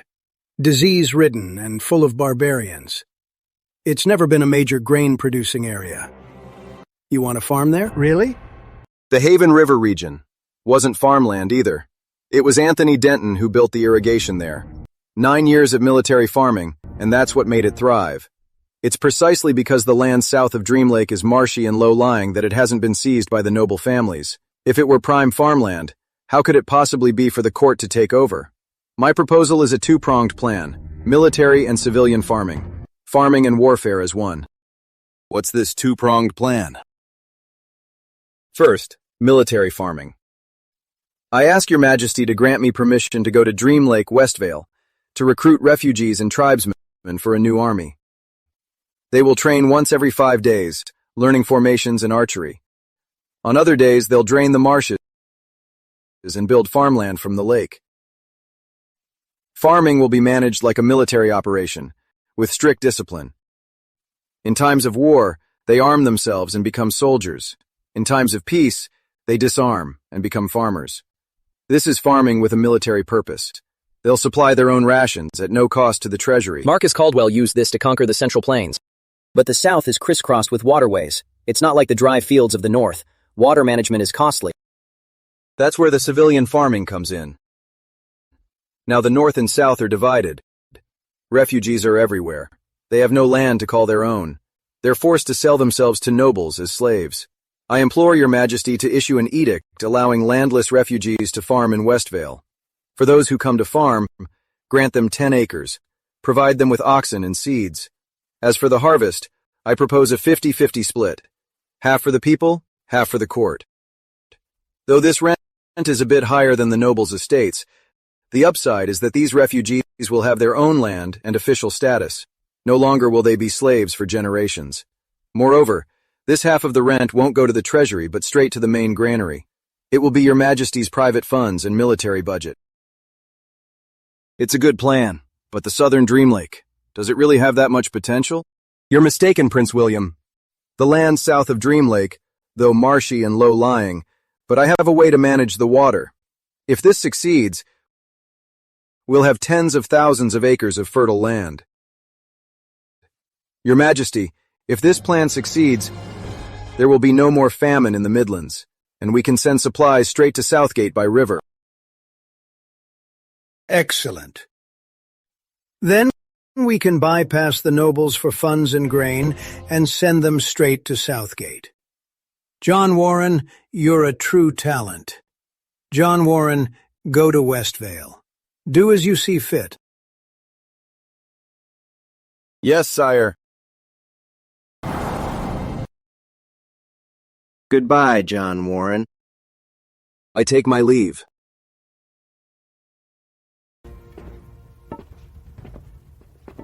John, wait!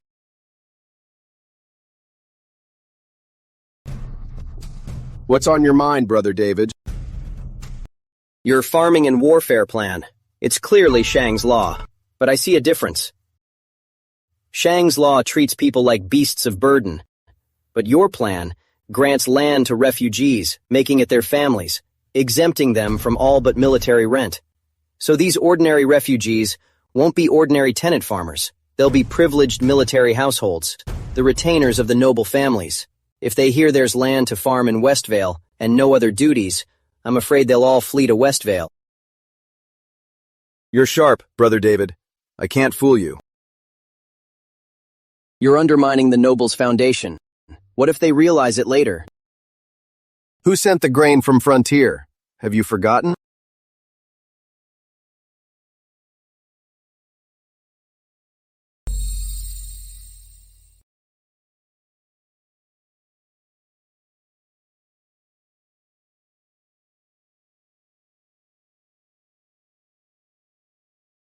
John, you seem distracted. Are you not happy to see me and Richard? Not at all. Richard, why isn't Miss Rowe here? My sister's been hard to pin down lately. I can't get a hold of her. I wanted to give her a good scolding, but then I thought, even a man of John's talent can't handle her. How could I possibly handle her? So I just let her be. Have a seat. Everyone, please.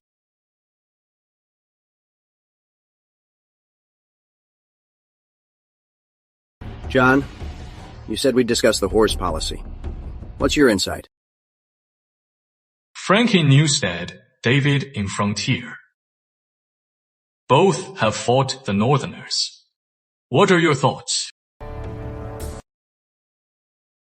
The Northerners are braver than us, have more supplies, and stronger horses. Before, I still dreamed of reclaiming the Central Plains, but this time, after fighting the Northerners, I believe reclaiming the Central Plains is a distant dream. He's right. I faced the Northfield Army and Frontier. I know their strength firsthand. The Northerners' steeds come from Westbank, and the Horseshoe Plains, tall and fierce. They run like a landslide. But our horses are mostly the small highland ponies and mountain ponies. They're great in the mountains and water, but on flat ground, they're short and weak. They can't run or escape. We can only watch helplessly as the Northerners' cavalry races by. For a northern campaign, once we cross the Haven River, the Central Plains are vast. Without horses, we have no foundation for a campaign. The Northerners have long blocked our access to good horses. At best, we can only smuggle a few in at a high price. The North excels with horses. The South excels with ships. It's always been that way. The Northerners' horses may be large, but once they hit the South's waterways, they're forced to take a boat. We can get by in our corner of the world, but historically, unification has always come from north to south. I've never heard of a south to north conquest. Right now, the court is stable. We can still defend the Grand River. But if our dynasty falls into the chaos of the last dynasty's end, and the Northerners take the chance to attack, what will we do? John, if you have a good horse policy, please share it with us. Throughout history, many dynasties have risen in the south, but the only one to conquer the north was Julian Grant. I have something. Please take a look.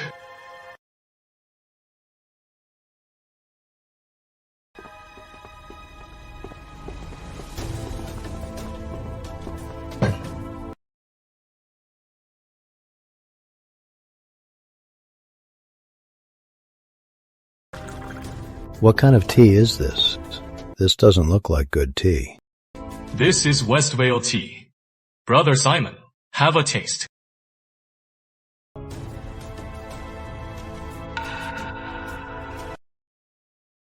Bitter.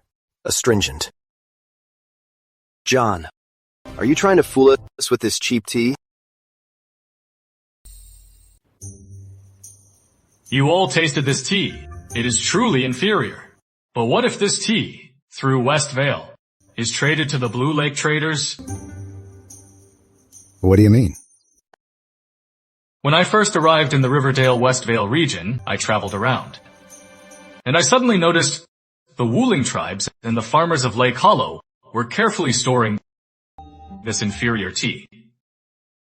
Curious, I sent men to investigate, and I discovered that the Blue Lake traders were buying this tea in bulk. Because their diet is rich in meat, they live on sheep and cattle. They lack fresh fruits and vegetables, so over time, they develop indigestion. They get bloated, and it is excruciating.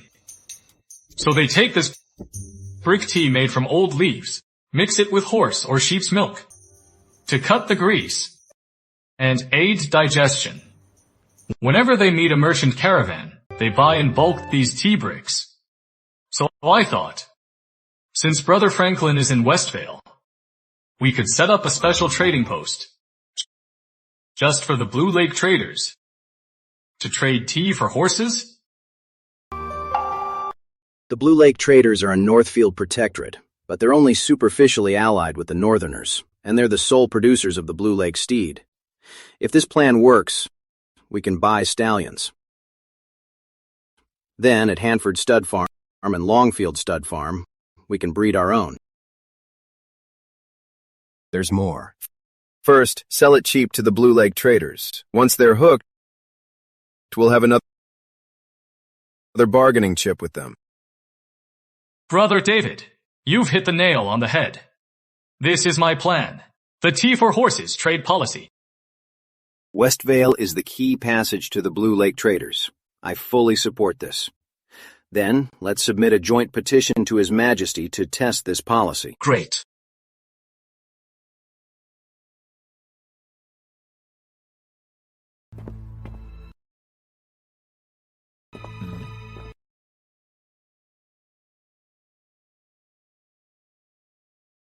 What?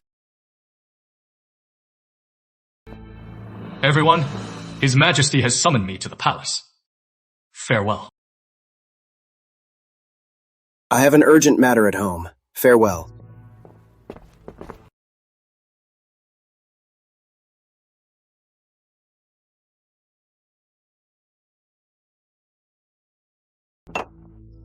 Come, come.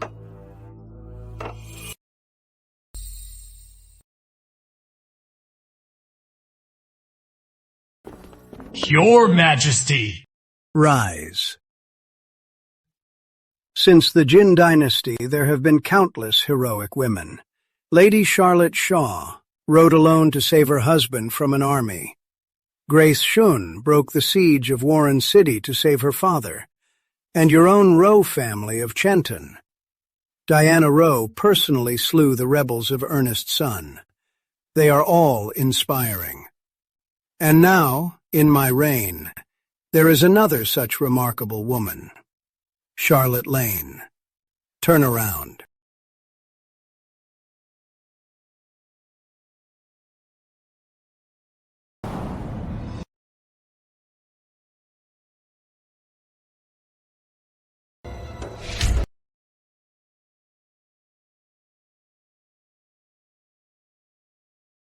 Let me explain.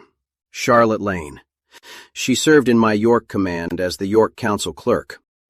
She's a brilliant writer and a master strategist. She's sharp and insightful. She fell ill the other day, so I went to visit her, and I discovered she was a woman. How embarrassing. My daughter was completely smitten with her. I almost betrothed my daughter to Charlotte Lane. Your Majesty. She's my sister. She was always wild. She's been gone for years. I knew nothing. John, do you know Charlotte Lane? I do. Good grief. You just changed your name and got a government job.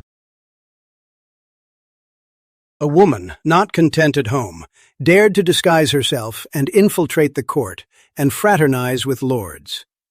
John, Richard, your families have been nobles for generations. By the Dominion Code, deceiving the throne and disrupting the natural order. What is the penalty for this? By law, immediate execution. And for the clan's failure to discipline her, the Rowe family will also be punished. The Rowe family. They'll be punished too. Your Majesty, Prince William, this is my crime alone. The Prince Consort and my brother knew nothing. I will take full responsibility. Please, don't involve anyone else. You treat the law as a joke. Then I will set things right today. The laws of this court. Guards. Take her to the authorities. Let the law decide. Please, Your Majesty. Please reconsider! What? For a woman who lied to the crown, you'd defy the Emperor? This isn't about my feelings. It is about your reputation. I'm executing a woman who lied to the crown. This is to uphold the court's discipline. It will only enhance my name. Your Majesty, Miss Rowe did indeed deceive the crown. But she disguised herself as Charlotte Lane and joined the military command. It wasn't for her own gain, but to serve the court. Now that Your Majesty has ascended, a new era has begun. Even a woman in seclusion admires Your Majesty's virtue. She even disguised herself to serve Your Majesty. This proves that Your Majesty's virtue inspires all under heaven. This just proves you're a master of empty words. Your Majesty, I am not arguing for my own sake. If today, Miss Rowe is executed for serving the court, and word gets out, then future historians will only say that Your Majesty lacks tolerance. Unable to accept such a talented woman, they won't say that the new Dominion was a time of strict law. I am speaking for Your Majesty's eternal reputation.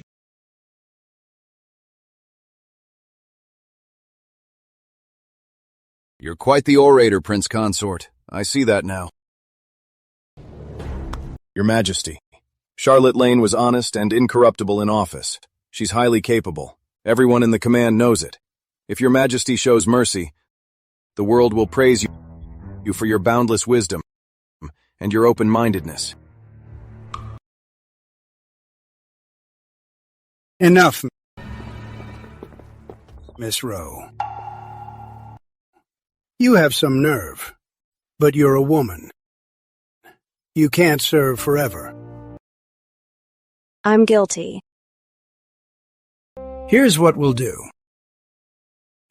John Warren is to govern Westvale. William, let him have her. Transfer Charlotte Lane to Westvale. John Warren will decide her post. Thank you, Your Majesty. You have not dismissed my ambition because I am a woman. I will prove myself and repay your great mercy. Rise.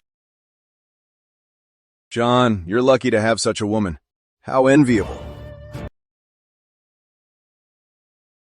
Richard. Yes, sire. The court needs talent now. Since your sister is so capable, don't let her ambition be wasted. But You must keep Charlotte Lane's identity a secret, or I'll have to punish her by law. Yes, sire. Do you have any idea how dangerous that was? Brother. Richard, His Majesty has decreed. My sister. I can't control her. John, please look after her. Of course.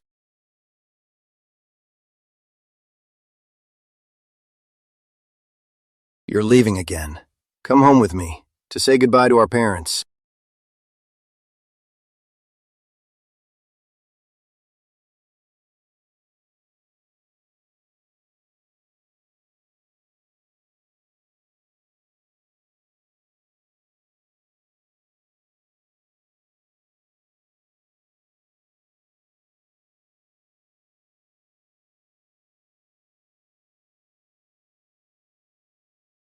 You have some nerve to dare dress as a man and serve under William Lorne.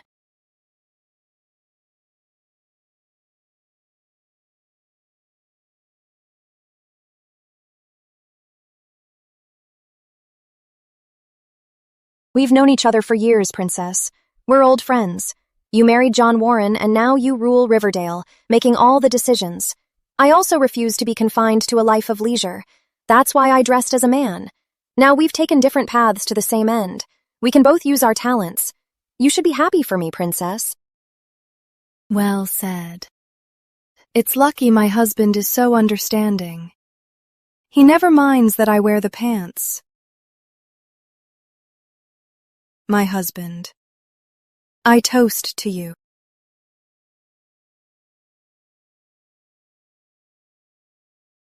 And I toast to you, Chief.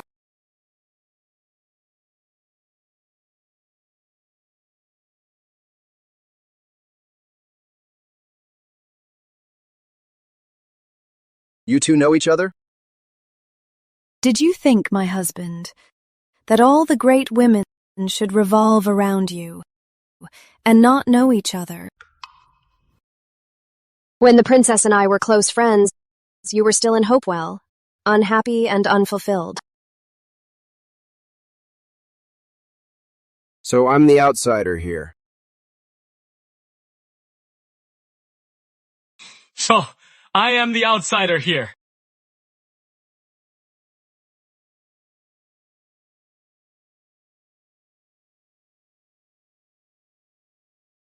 Mr. Cole. Vincent. Captain Sawyer. Jack Black. And Little Jack. We've known each other for years.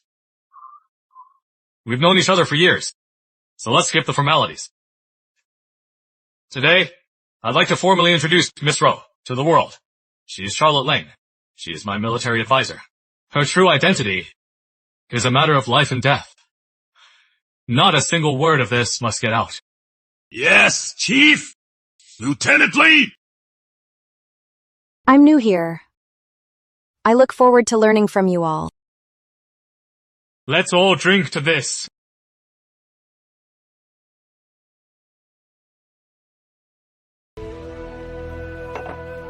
On my trip to Southgate, I petitioned His Majesty. He has granted us permission to farm in Westvale and implement the tea for horses trade policy. Both of these are of great importance. Princess, Riverdale is our home base. I need you to stay here in Riverdale to keep the local nobles in line. Rest assured, Prince Consort. Mr. Cole, regarding the tea for horses trade, I am putting you in charge. David Lee, you'll stay in Riverdale too, to assist Mr. Cole. Yes. And about Lord Vincent, whom I requested from the court. Has he arrived yet? He arrives tomorrow. Good. Lieutenant Lane. Captain Sawyer. Jack Black.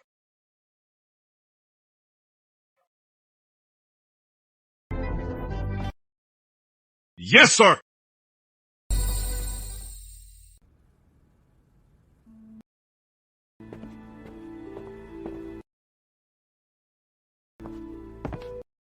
Lord Vincent, an honor to meet you.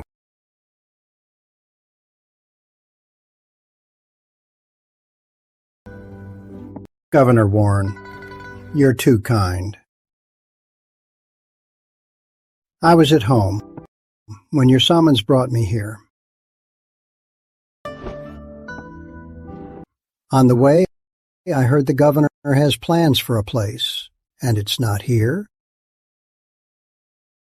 The court has approved my plan to farm south of Dream Lake Westvale.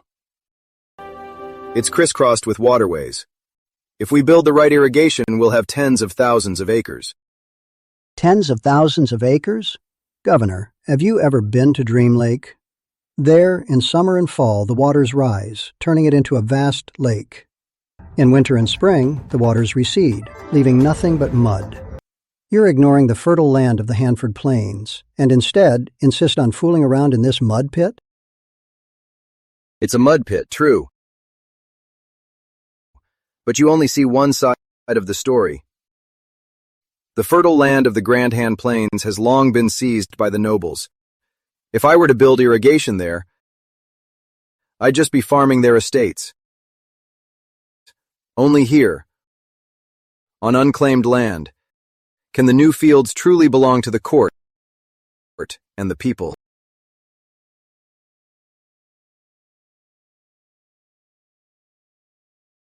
That sounds noble. But the cost, have you calculated it, Governor?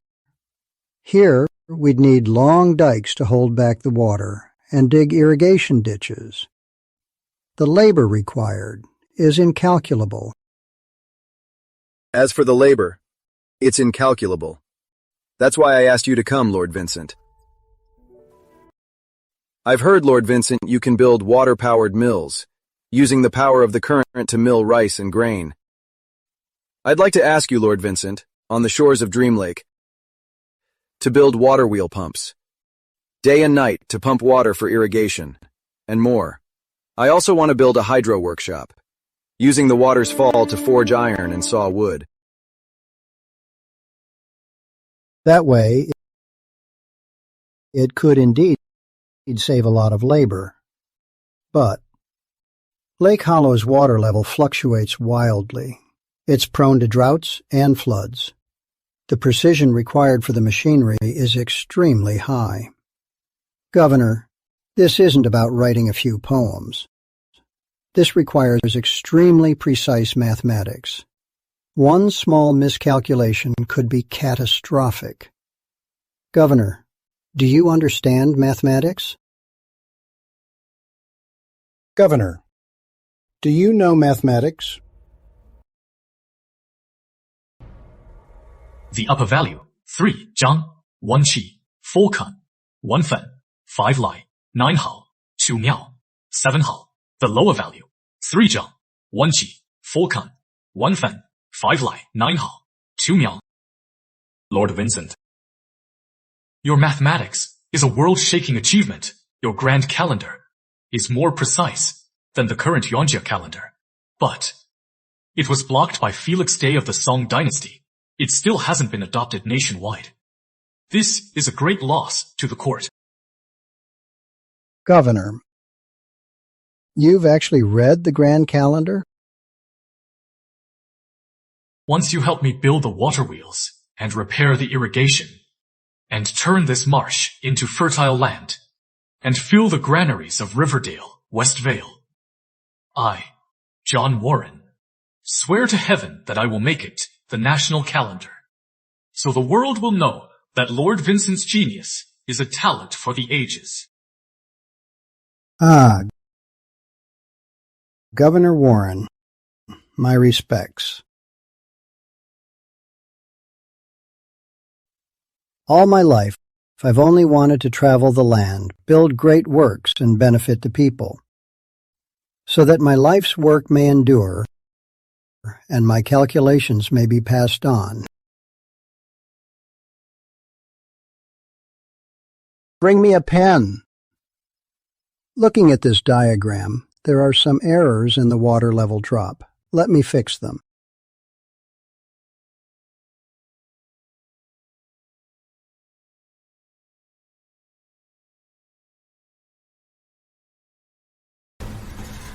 I have heard that for dynasties to rise, one must replace the old with the new. The Northfield Empire traces its roots to the emperor, ruling with the virtue of earth. The northerners call earth Tuo and Lord Ba. But earth is the color of the center, the source of all things. Henceforth, the royal family shall abandon the old name Tuoba and adopt the name Yuan. All noble clans shall follow Han customs and adopt Han surnames to distinguish us from them. Henceforth, northern languages are forbidden. Only the proper tongue is allowed. For those over 30, their habits are long established. They cannot be changed overnight. Those under 30 in government service, if they still speak a foreign tongue, shall be demoted and removed from office. The 8 clans of Mullock, Luger, Luell, and Lowell, and Yu, Qi, and Wei, shall be matched with the 4 great Han clans. The royal Yuan family shall marry the great Han families, the Lewis of Fanyard, the Crane of Clearwater, the Grant of Riverbank, and the Warren of Tyron. From now on, foreign customs are forbidden. Establish social ranks, distinguish high and low, and unify the peoples. Unify the peoples. And this shall be law forever.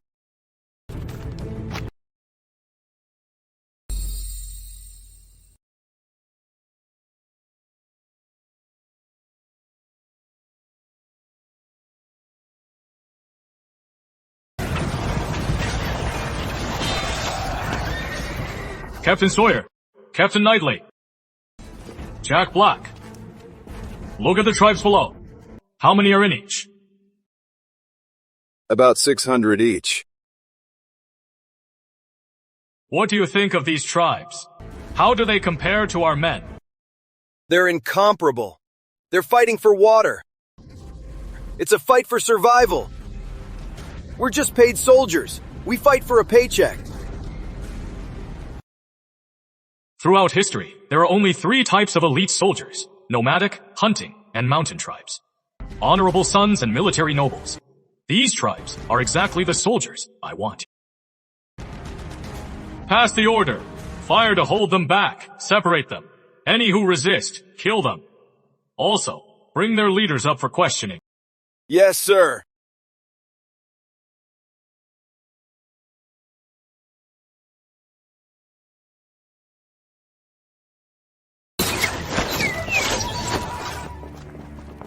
Chief, they're here. These are the 2 tribal chiefs. I am the new Imperial commander of West Vale, Governor John Warren of Riverdale. Why are you fighting over a stinking puddle? What do you officials know? Without this puddle, we'll all die of thirst. If we don't fight, we'll all die out. South of Dream Lake, there are endless rice fields. Water is abundant there. Come down the mountain with me. Join my military colony. I promise you land to farm, water to drink, and food to eat. Governor, Dream Lake is a death trap. Anyone who goes there, their bellies swell like drums. They don't last long. Right. We'd rather die fighting than be tormented to death by the water spirit. That is right! What if I said I could catch this water spirit and cure this disease? What a big mouth. Even the shamans can't cure this disease. You can? 3 days. Then, I'll send someone to your village to discuss it. Now, disperse. Jack Black, if they fight again, take your men and fill in that puddle. Yes, sir.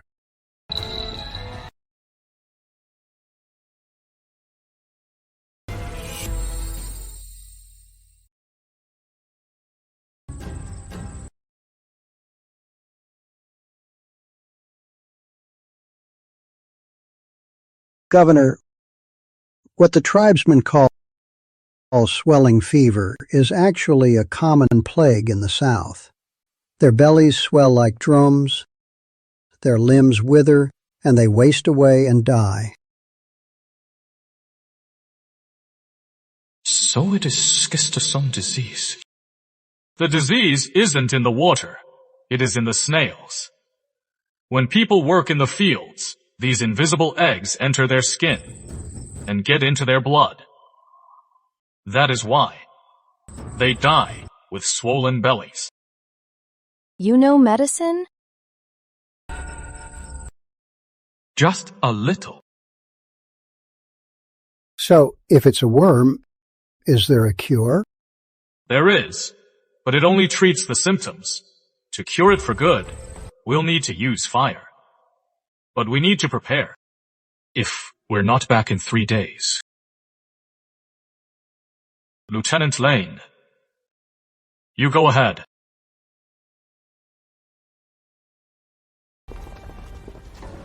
Elder, brave hunter, our laws are strict.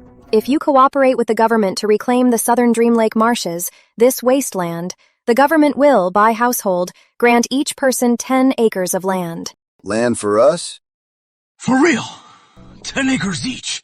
For real. I don't buy it. But Lieutenant Lane, the land you want to reclaim is forbidden to our village. This is just wasteland. How can it be forbidden? It's the haunted marsh, home to the swelling spirit. Old one, I've seen it all. It's just sewage and muck. No spirits here. Swelling fever can be cured with medicine. Ignorant Han. How dare you say there are no spirits? You want to feed our children to the water spirits. Right to the water spirits. Everyone, stop. This young man means no harm. He just doesn't understand. You believe the Han? Seize him. Since he says it's good land, let him prove it. Fine. Everyone stop. Stop.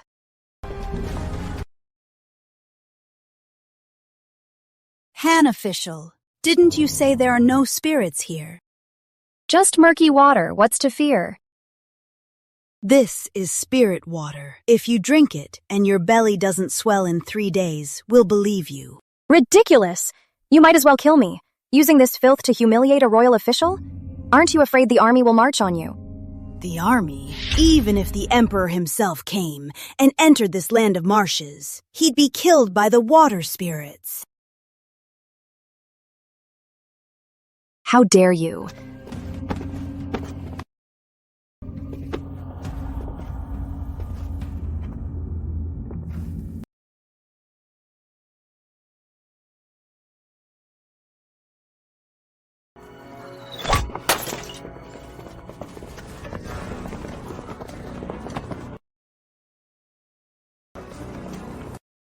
You insolent peasants! How dare you use cursed spirit water to harm my Pathfinder? Pathfinder? Lieutenant Lane, I sent her here with her pure spirit to lure out the water spirit. Chief, I did feel a strong, evil aura. The High Shaman is right. There is a water spirit, and it's a 1,000-year-old spirit. You know it's a spirit, so get lost. I am divinely appointed to protect this land. A mere water spirit dares to stand in my way.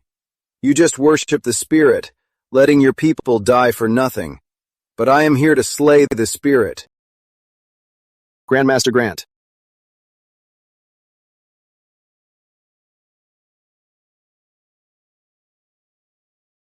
The time is now. The yang energy is gathered. Chief, you may summon the thunder and fire.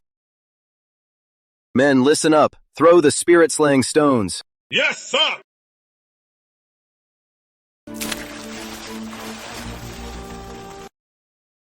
He thinks a few stones can kill the spirit. People, This Han is a fraud. He's here to harm us, sent by the spirit.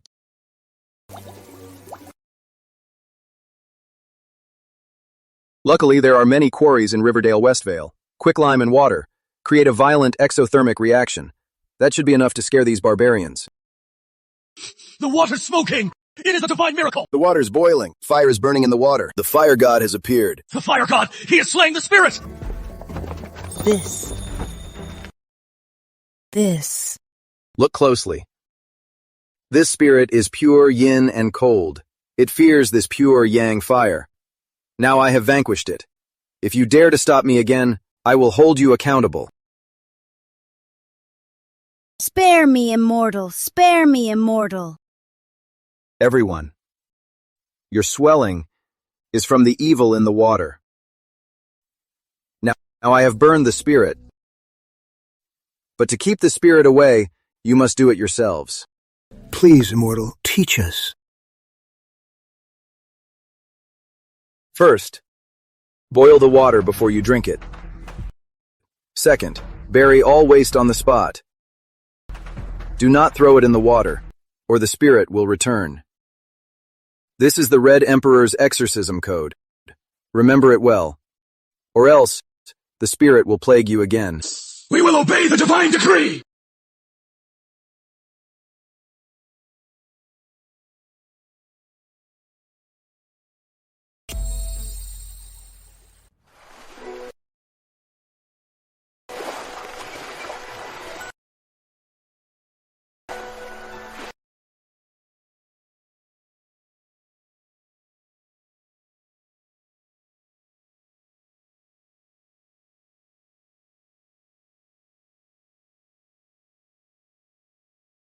Ray, how do you like the armor? It's a bit strange, but it's full armor. It feels pretty safe. Good. From now on, you are captain under my command. Train your men well. Yes, sir. Great news! Chief, the grain count is complete. This year's harvest is 1.8 million bushels. We've stored 900,000 bushels. Excellent. Wonderful. I'll draft a report to congratulate His Majesty. Good. Chief, urgent news. Warlord Northfield has gathered 1 million men and is marching on Southvale. What? 1 million, they say. At most, 300,000. Probably 200,000.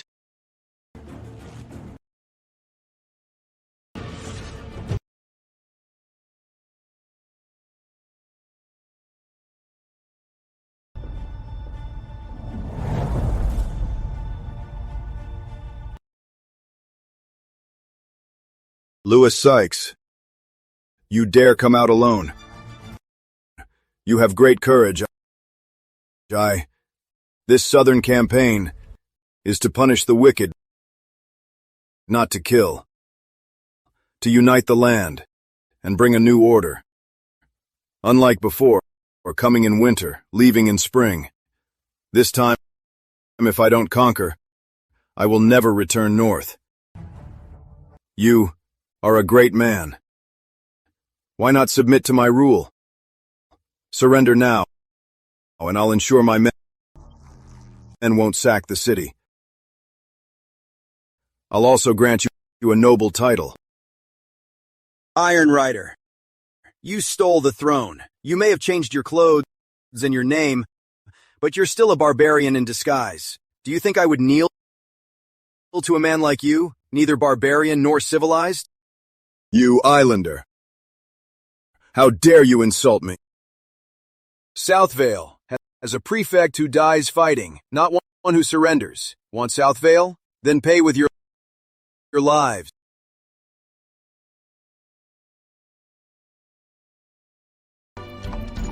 Yeah. Sound the charge. Attack Warren City. I will crush that cur.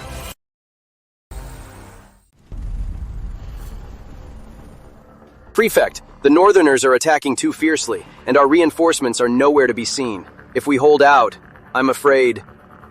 This time, Warlord Northfield is leading the attack himself, so he won't retreat easily. A head-on fight. We're no match for them. We must break their spirit. If we can kill Warlord Northfield, the Northerners will panic. I am not a great man, but the safety of Warren City is now in your hands.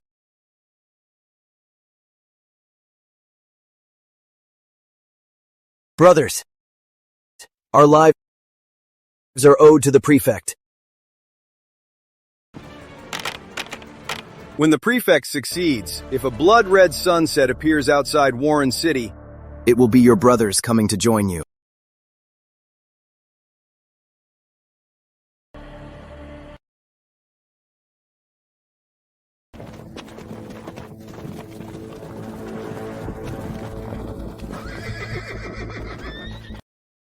Your Majesty, we're too close to the city walls. There could be an ambush. We should go back. Louis Sykes is trapped like a rat. He can only cower inside. He wouldn't dare come out. I'll see for myself. The state of the Watergate. Yeah. You four, protect His Majesty. Yeah.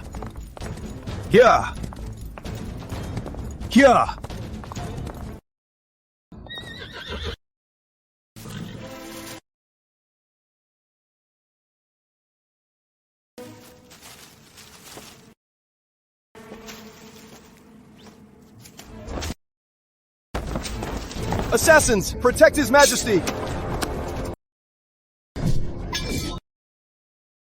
Kill the warlord.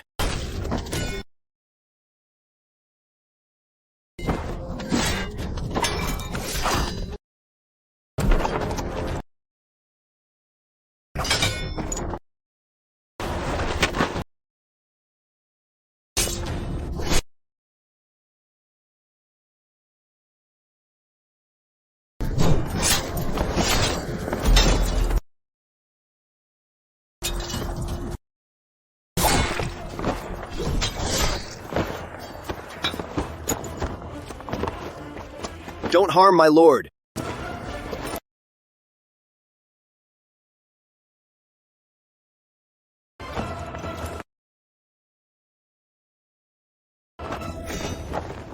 Hiya. Brother. Brother, are you all right? I'm fine. Thanks to Andrew Strong. A great reward. Thank you, Your Majesty. Louis Sykes. I will take Warren City. Yes.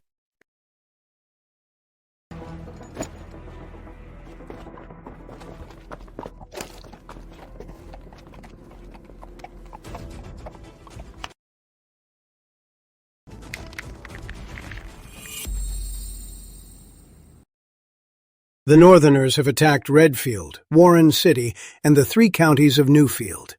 They aim to take the frontier province. What do you all think? How should we counter them? Your Majesty, I believe we should immediately mobilize Riverdale Westvale to send supplies to the front. John Warren has long had troops in Westvale. We should send him to reinforce the front and test his mettle.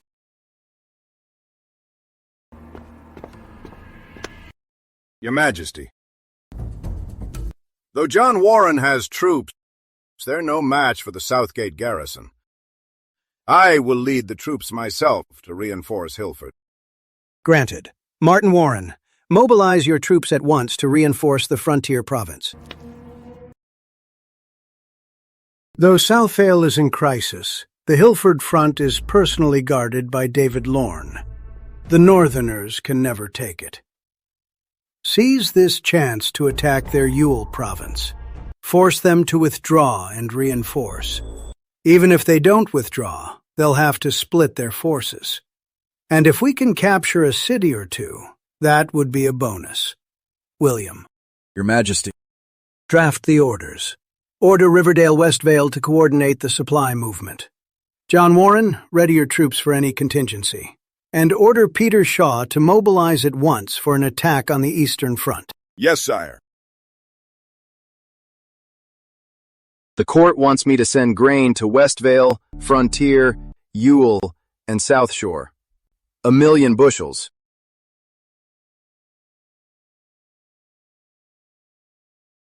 How much grain is left in the granary? Just over 1.4 million bushels. But we can't send it all. We can send at most 700,000. Before the next harvest, we still have to supply Riverdale Westvale, the secondary offices, and the soldiers' rations.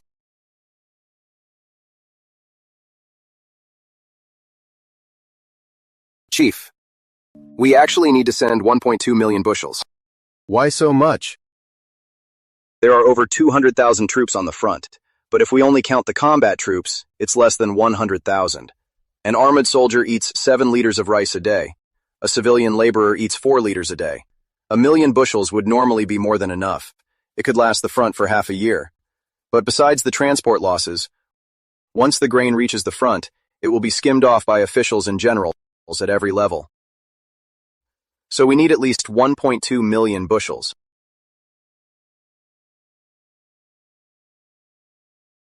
Everyone, how do we raise the grain? We can raise taxes on the people, especially in Westvale. After the successful harvest from the civilian farms, we can collect at least 500,000 bushels. Plus, from Riverdale Westvale, the people's grain reserves. That should cover the 1.2 million bushels. The farmland policy is just starting to work. If we change it now, the policy will be a failure. Then tax the nobles, raise their taxes. But since the Wei and Jin dynasties, there's never been a precedent for taxing the nobles. There is. Louis Yu did it. He seized the nobles' lands. But I'm not the emperor. I can't. Taxing the nobles is easy. But our nobles, most are secretly allied with the Northerners. I'm afraid they'll resent us and turn traitor. I have a plan. It will make them afraid to turn traitor. But, Princess, you must send a secret message to the Emperor. Ask him to grant us full discretion. Tell me.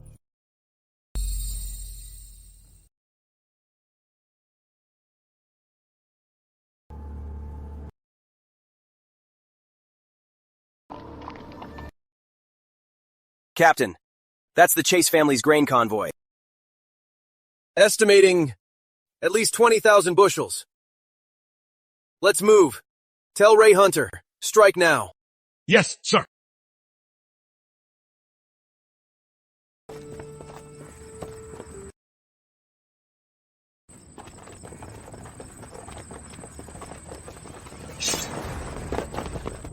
Robbers, watch out!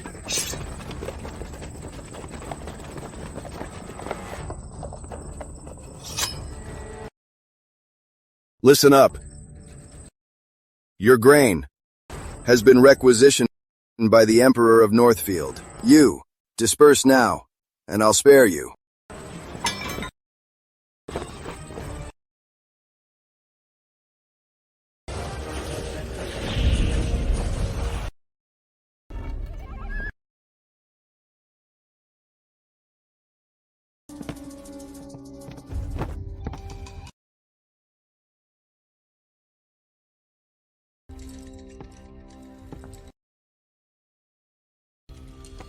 Louis Sykes. Warren City was starved and isolated. You held the city alone for weeks, stopping my army in its tracks. Such loyalty and courage. I don't want to kill you.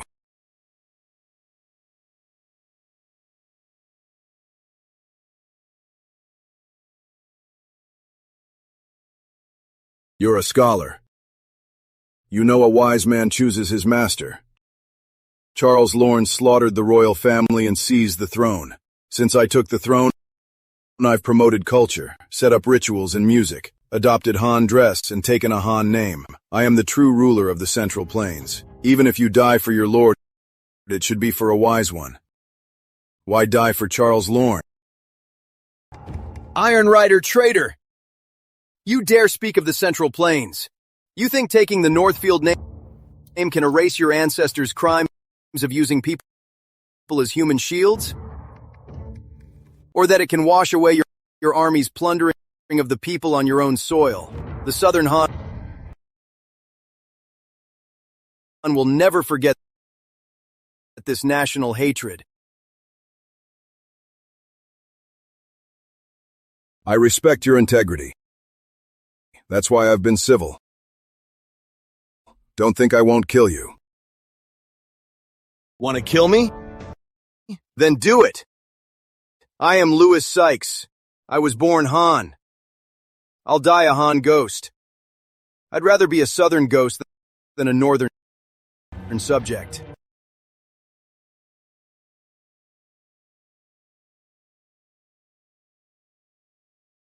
Fine. Come on. Then I'll grant your wish.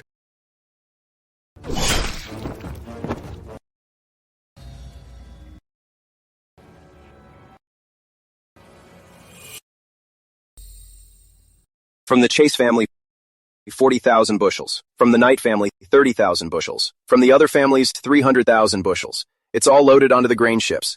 Plus the 30,000 bushels we released earlier. It's been prioritized for Frontier Province. Excellent. Oh right, don't forget. Tell him to use our supplies first, so we don't get caught. Chief, Ryan Chase and Thomas Knight are here.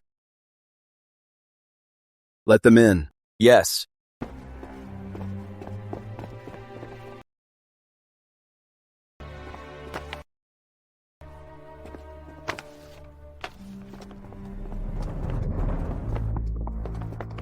Governor, it's terrible. The Northerners are in Riverdale. They took our grain. All of it. Our family was robbed too. What? How could this be? Tell me everything. Our grain, on its way to Riverdale. Outrageous, Mr. Cole. Mobilize 5,000 men at once. Find this band of Northerners roaming Riverdale. Yes, sir.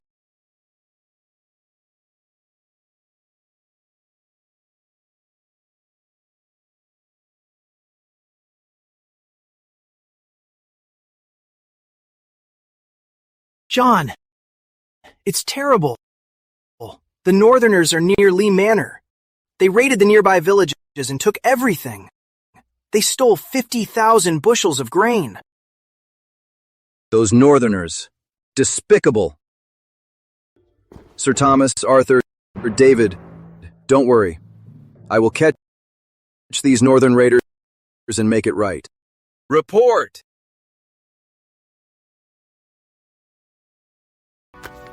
Chief, urgent dispatch from Frontier. Warren City has fallen. Lakefield, Redfield, Shadowvale, Southam. The 4 city commanders fled. They've fallen to the Northerners. Henry Northfield leads his army against Denton. Governor Lorne asks you, Chief, to send aid at once.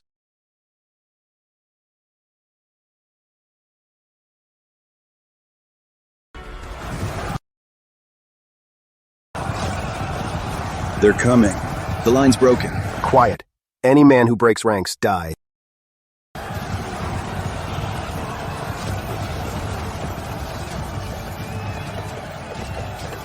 The general fled! Run! Run for it! Hold your ground. Retreat in order. Retreat.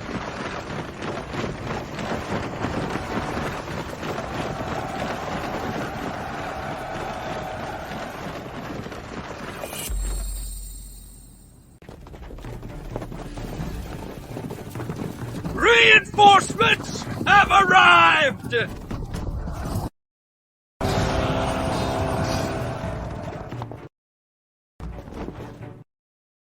Fire. Whose troops are those? Probably the Islander governor of Riverdale, John Warren.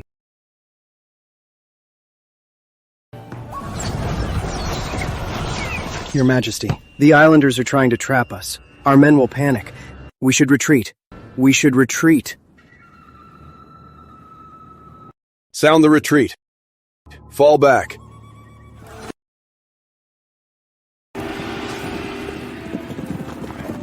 All troops, listen up. Charge! Go!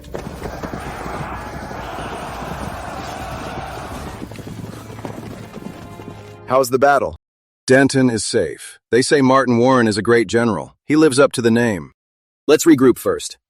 We'll discuss the rest later. Right.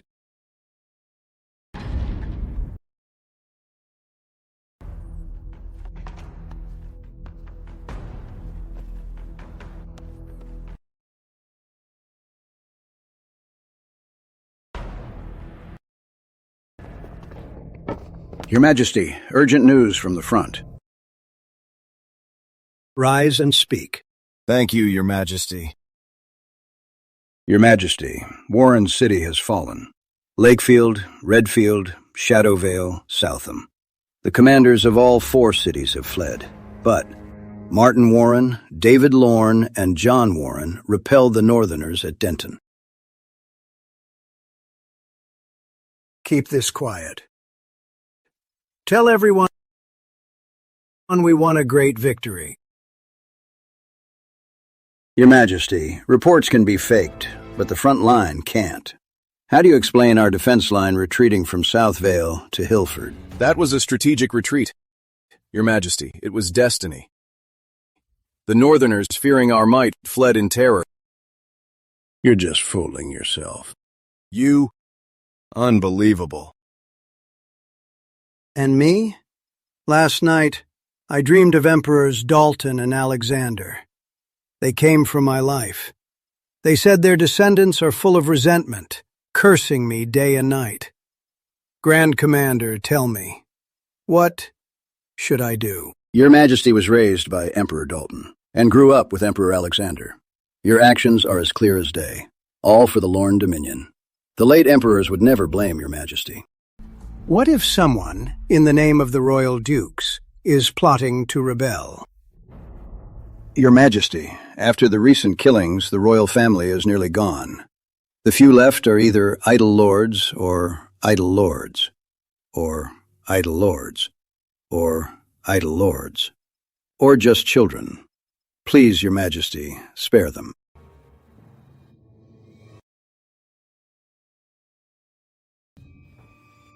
Enough. You may go. Yes.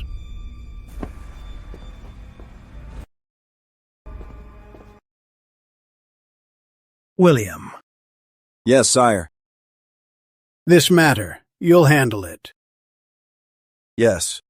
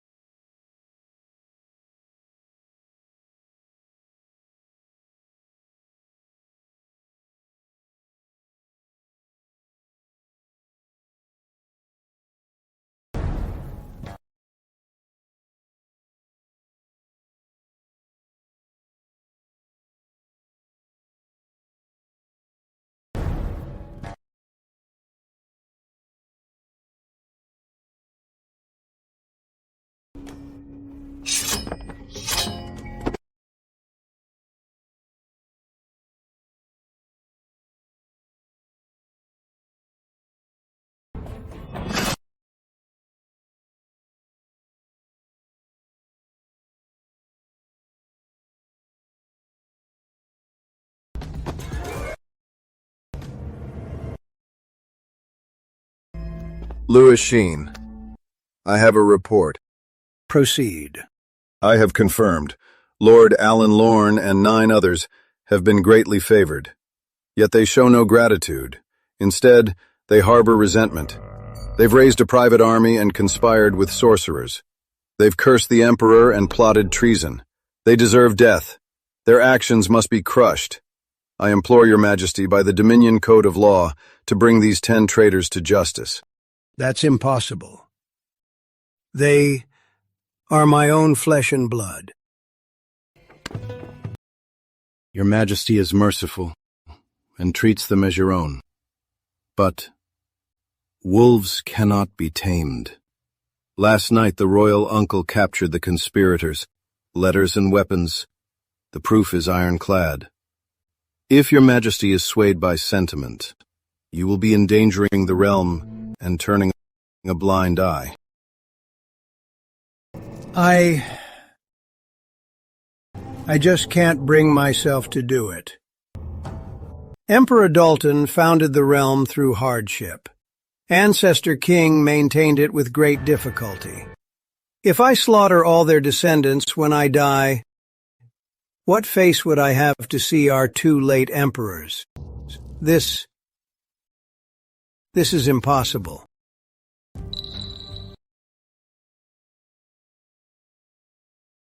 Your Majesty, long ago, the Duke of Zhou executed his brothers.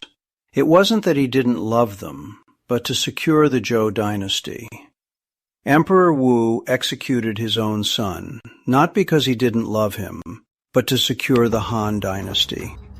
Now the 10 princes plot treason. If they go unpunished, other traitors will surely follow their example. Your Majesty's mercy now is a woman's mercy. An emperor's duty is to uphold the greater good. Lord Ashby is right. For the realm, your majesty, execute the traitors. For the realm, your majesty, execute the traitors. You. Why must you force me? Your majesty, we wouldn't dare. But the law must be upheld. They must be punished. Fine. Granted. Death. Proclaim to all, it was not my mercy. It was the 10 princes who brought this on themselves.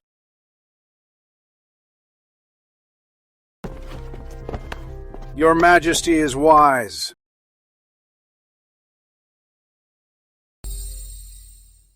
Now, clear rewards and punishments are the state's foundation. Merit and fault must be clear for good governance. Recently, at the Battle of Denton, the Iron Riders raided. War and disaster ensued. Thanks to our soldiers' lives, we secured peace. General John Warren, in a time of crisis, you did not falter. You faced a mighty enemy without fear. Thus, our strategy succeeded, and the enemy collapsed. You are promoted to Field Marshal. You are created Lord of Branch County, with a fief of 2,000 households and 100 acres of fertile land. To honor your great service, Governor David of Frontier, gifted in both arms and arts, with a soaring ambition, you turn the tide with your valiant deeds. You are named Conqueror General, with 1,000 more households and 10 Imperial steeds. But Grand Marshal Martin Warren, entrusted with supreme command as the commanding general, failed to fight the enemy and fled in fear. You abandoned the battle, nearly endangering the realm. You should have faced the death penalty to answer to the nation. But in light of your service to 3 dynasties and your minor past merits, I cannot bring myself to execute you. You are stripped of your rank as Grand Marshal and your cavalry general's seal. You are demoted to Prefect of Kage. Leave for your post at once. What did you say? Prefect of Kage?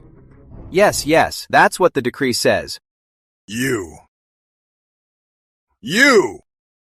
He's a royal envoy. Don't do this. David Lorne, you dare lecture me? Back in the day, I followed the Grand Emperor, facing death to conquer the realm. You were still in your mother's arms, suckling, weren't you? That was then. This is now. Your past bravery can't hide your cowardice today. If it weren't for you 2 little brats stealing the glory and ruining my plan, why would I have fled?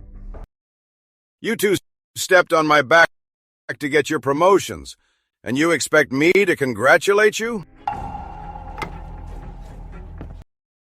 General Warren, the Northerners were at our gates, their cavalry charging.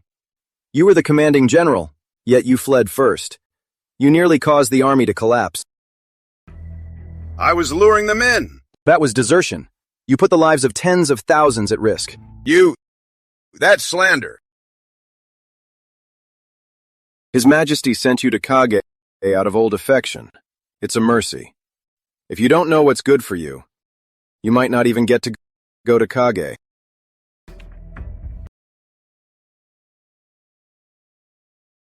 Fine. Just fine. I served the Lorne family my whole life. And now, this is how I end up. John Warren, David Lorne, don't you get cocky. I'll be in Kage, watching you die.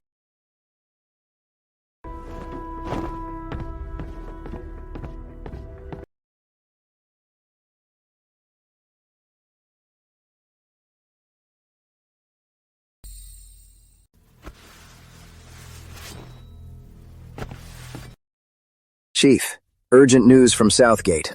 Speak. His Majesty has recently executed several of the late Emperor's generals. Now the court is in a panic.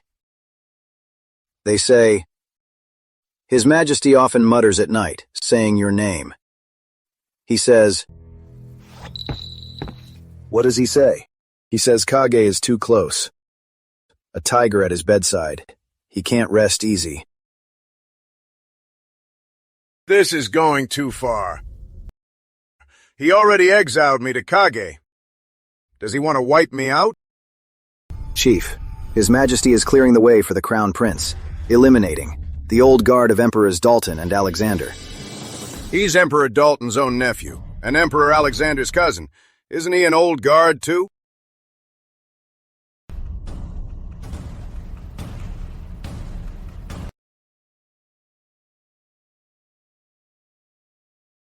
Fine.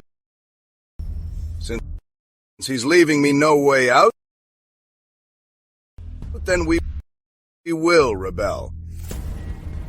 Write a letter at once. Send it to my son-in-law, Richard Rowe. He'll be my inside man. We'll plot our grand plan. Yes.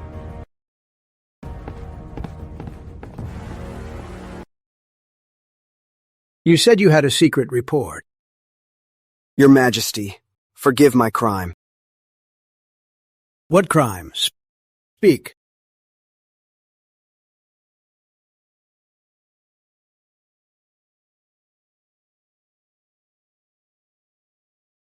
Martin Warren is plotting treason.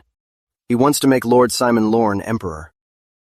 You have been so gracious to me, Your Majesty. You pardoned my sister for her deception. I am forever grateful. I would never plot with a traitor. Forgive me, Your Majesty. I am deeply grateful. I would never aid the enemy.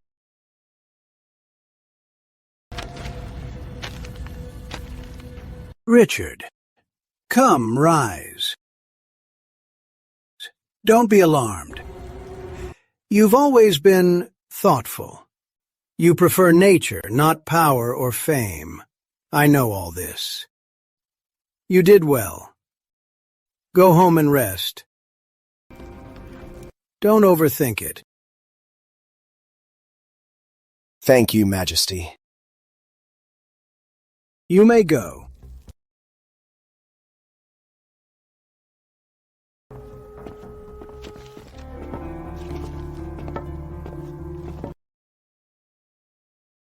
Your Majesty.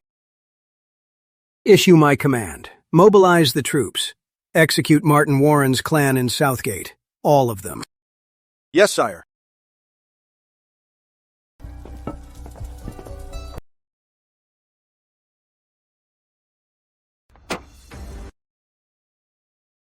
That brat Richard Rowe. How dare he betray me? Chief, we're past the point of no return. We have no choice. Right now, we have only one way out. We must march at once. Send the order. Contact Lord Simon Lorne immediately. We rise up. Take Cage. Yes, sir.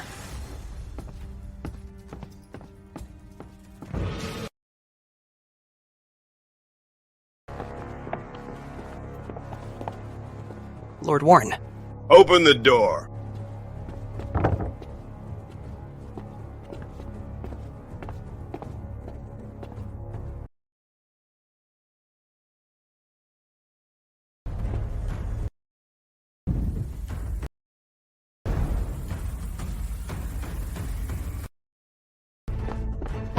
Where's the grain?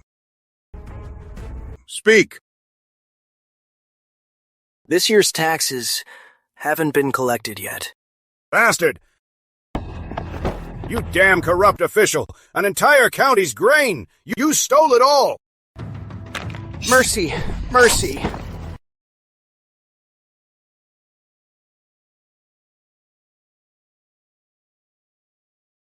Lord Simon, great news!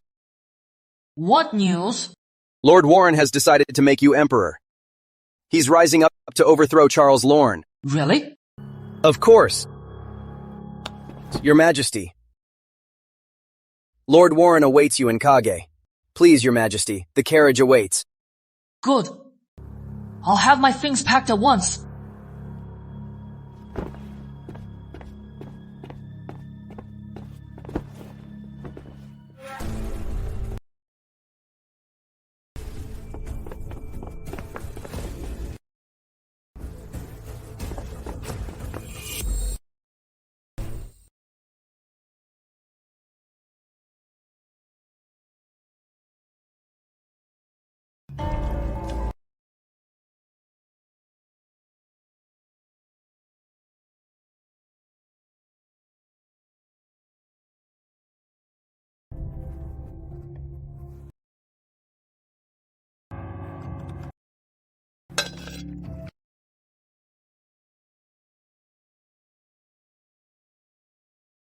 His Majesty's command.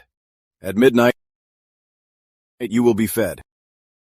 Yes, sir.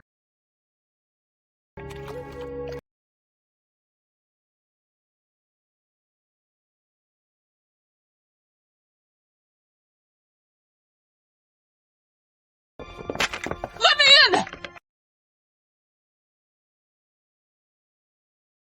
am Lord Simon Lorne! I am not a rebel! I must see His Majesty! I am Lord Simon Lorne! I am not a rebel! I must see His Majesty! Midnight, all is well. Should we proceed? His Majesty is still asleep. We should seek his command again.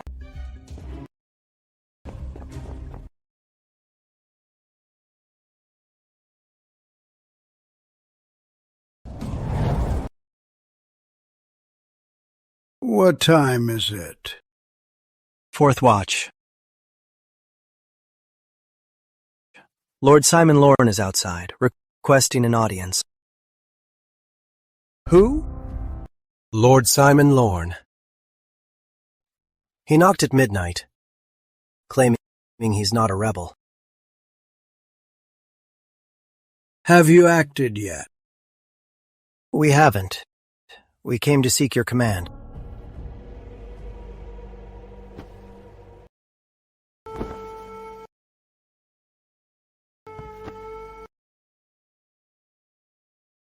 William almost ruined everything.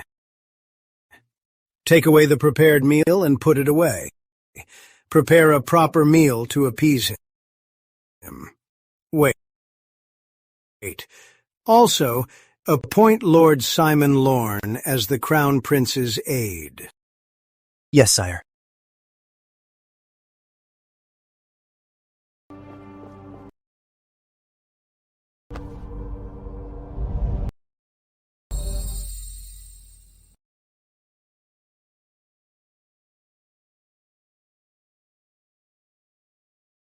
Chief, Martin Warren has rebelled in Kage. He's leading 100,000 troops marching on Southgate. What? Martin Warren? Where did he get 100,000 troops? His own forces don't have that many men. But when the chaos began, the three Wu's people rebelled. This time, the Kage treasury has no grain left. And when they heard the great General Martin Warren was leading, the people flocked to join. That's why they claim to have 100,000. 100,000 divided by 3 to 5. That's about 20,000 to 30,000 men. Considering Martin Warren's character, it's probably even less. With our current forces in Riverdale against Martin Warren, can we win? Martin Warren is no great general. Besides, these are all newly recruited militiamen. They're untrained. They'll probably panic the moment they see battle. Even with 100,000 men, one decisive strike is all it will take. Good. We'll take only our elite cavalry. We'll take a fast ship and return to Southgate to capture the traitor. Time to test our new Blue Lake steeds. Mr. Cole, you and David Lee will handle Riverdale Westvale. Be careful. Rest assured, Chief.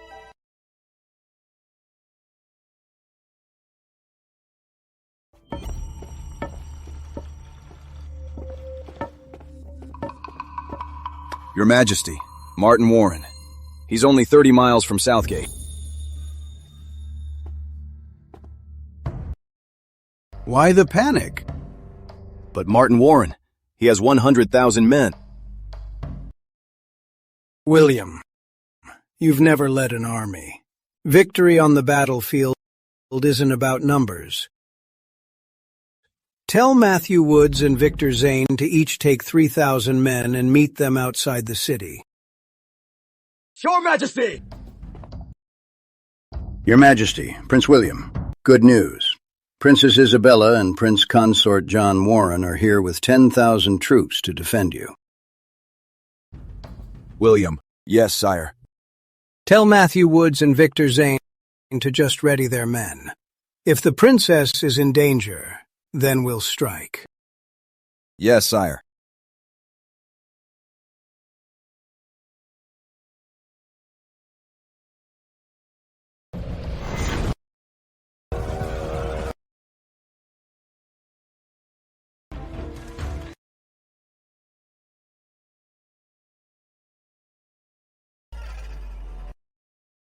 He's really treating civilians like soldiers.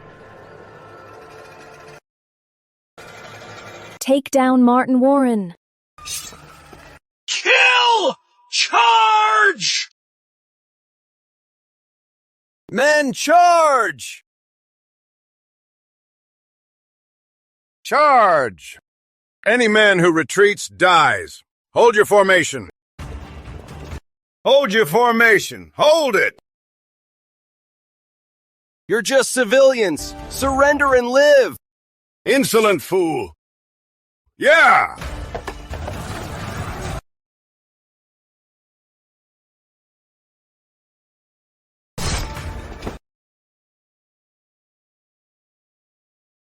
I've killed Martin Warren.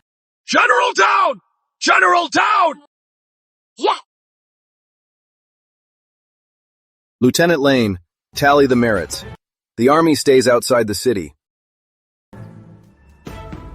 The princess and I will enter Southgate first. Yes, sir.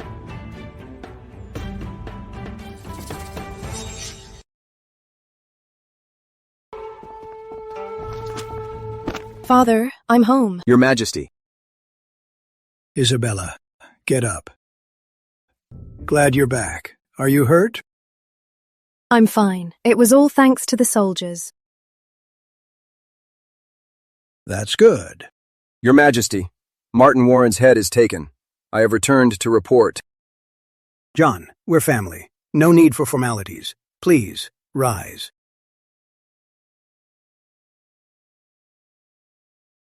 Isabella, go get some rest. Yes.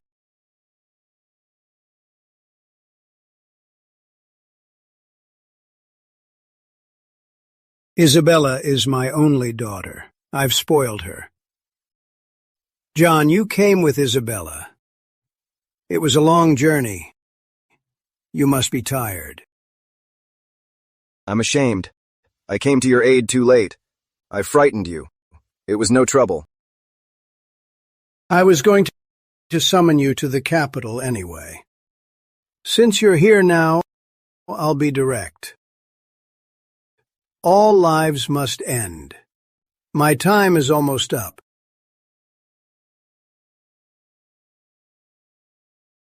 Your Majesty, you're still strong. With rest, you'll recover. John, come on, rise. We're family. Stop kneeling. John, I watched you rise. And you're my son-in-law. No need for formalities. The Crown Prince is young, and the realm is troubled. I want you to stay in Southgate. As Secretary General and head of the Secretariat, when I'm gone, you and William Lorne will rule together and guide the young prince. So, what do you say, John? Edward Lorne. He's a complete madman. Your Majesty's favor is beyond my repayment, but I am still too inexperienced. I fear I won't command respect. Besides, Prince William is supremely capable. He is a pillar of the royal family. With him in charge of Southgate, he will surely protect the realm. If I were to interfere, I am afraid it would only cause trouble. You're afraid William won't accept you? That is not my concern. My concern is the Northerners. Go on. Henry Northfield is leading the charge himself. He is determined to win. Peter Shaw is holding out in Sunhaven. The Haven Grand Defense Line is also in peril. If I am stuck here in the capital, just a pen-pushing official who will defend your Majesty and the Crown Prince against this ferocious army.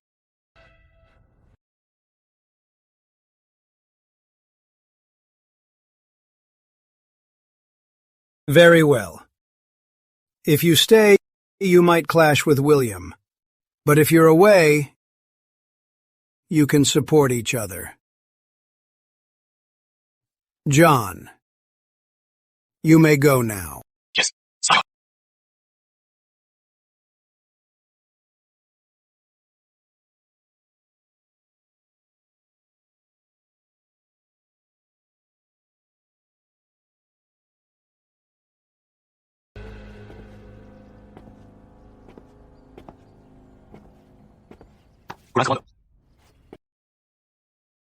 You're too kind, Prince Consort.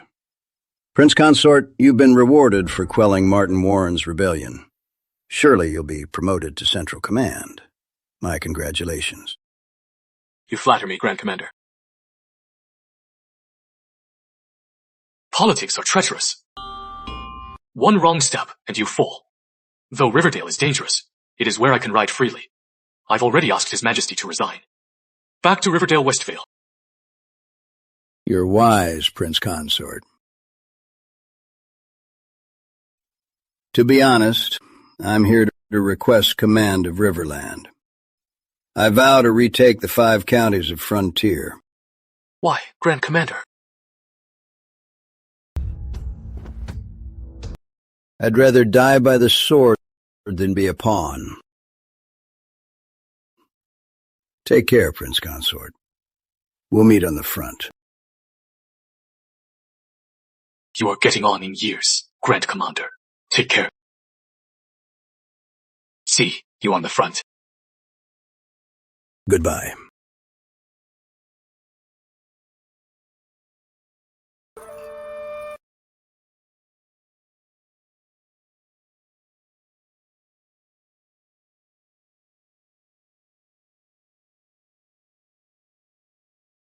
Isabella.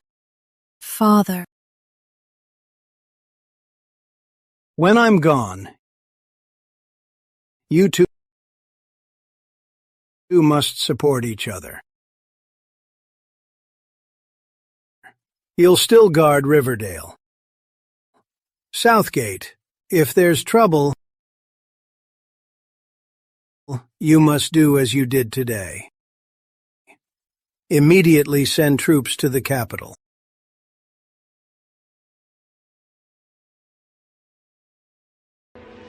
John Warren. He's a man of arms and a master of schemes. He's a once-in-a-lifetime talent. In a time of peace, he can still secure the realm. But in a time of chaos, he could conquer the world. Edward can't control him. You, as John Warren's wife, you must help Edward keep him in check. If he betrays us, kill him at once. Show no mercy. Yes. If that day comes, I will kill him. No mercy. I swear to protect the Lorne Dominion.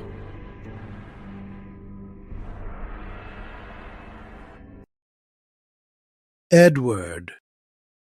Father. Remember this. This throne was won through blood and death. The court is outwardly loyal, but inwardly treacherous. None can be trusted. Southgate, the 200,000-strong garrison, is now yours. Remember my words. When you act, never be the last to strike. I will remember.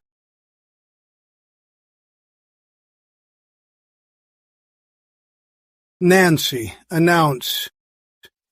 William Lorne, Sir William Ashby, James Shore, and Louis Sheen to the hall. Prince William is here. Your Majesty! Your Majesty! My time is almost up. The Crown Prince is young, and the realm is in peril. I entrust my son to you all. We are unworthy!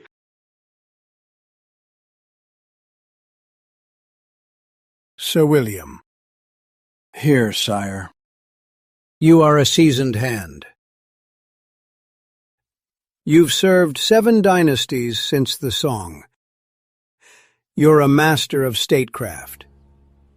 I appoint you Secretary General.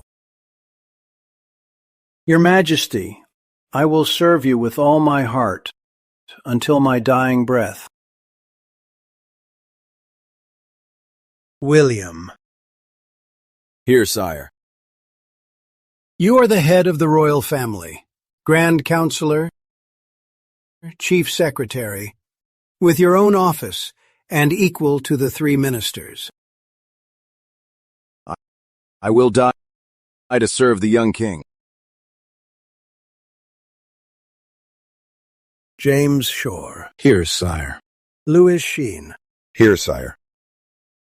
Edward has always been unruly.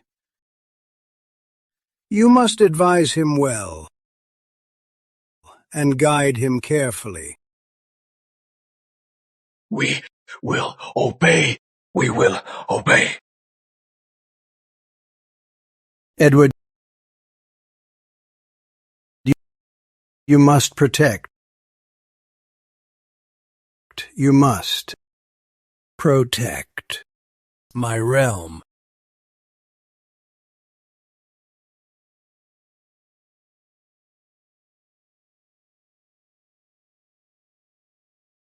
Your Majesty! My tears are dry. Father! Father! Father, Your Majesty! His Majesty is dead.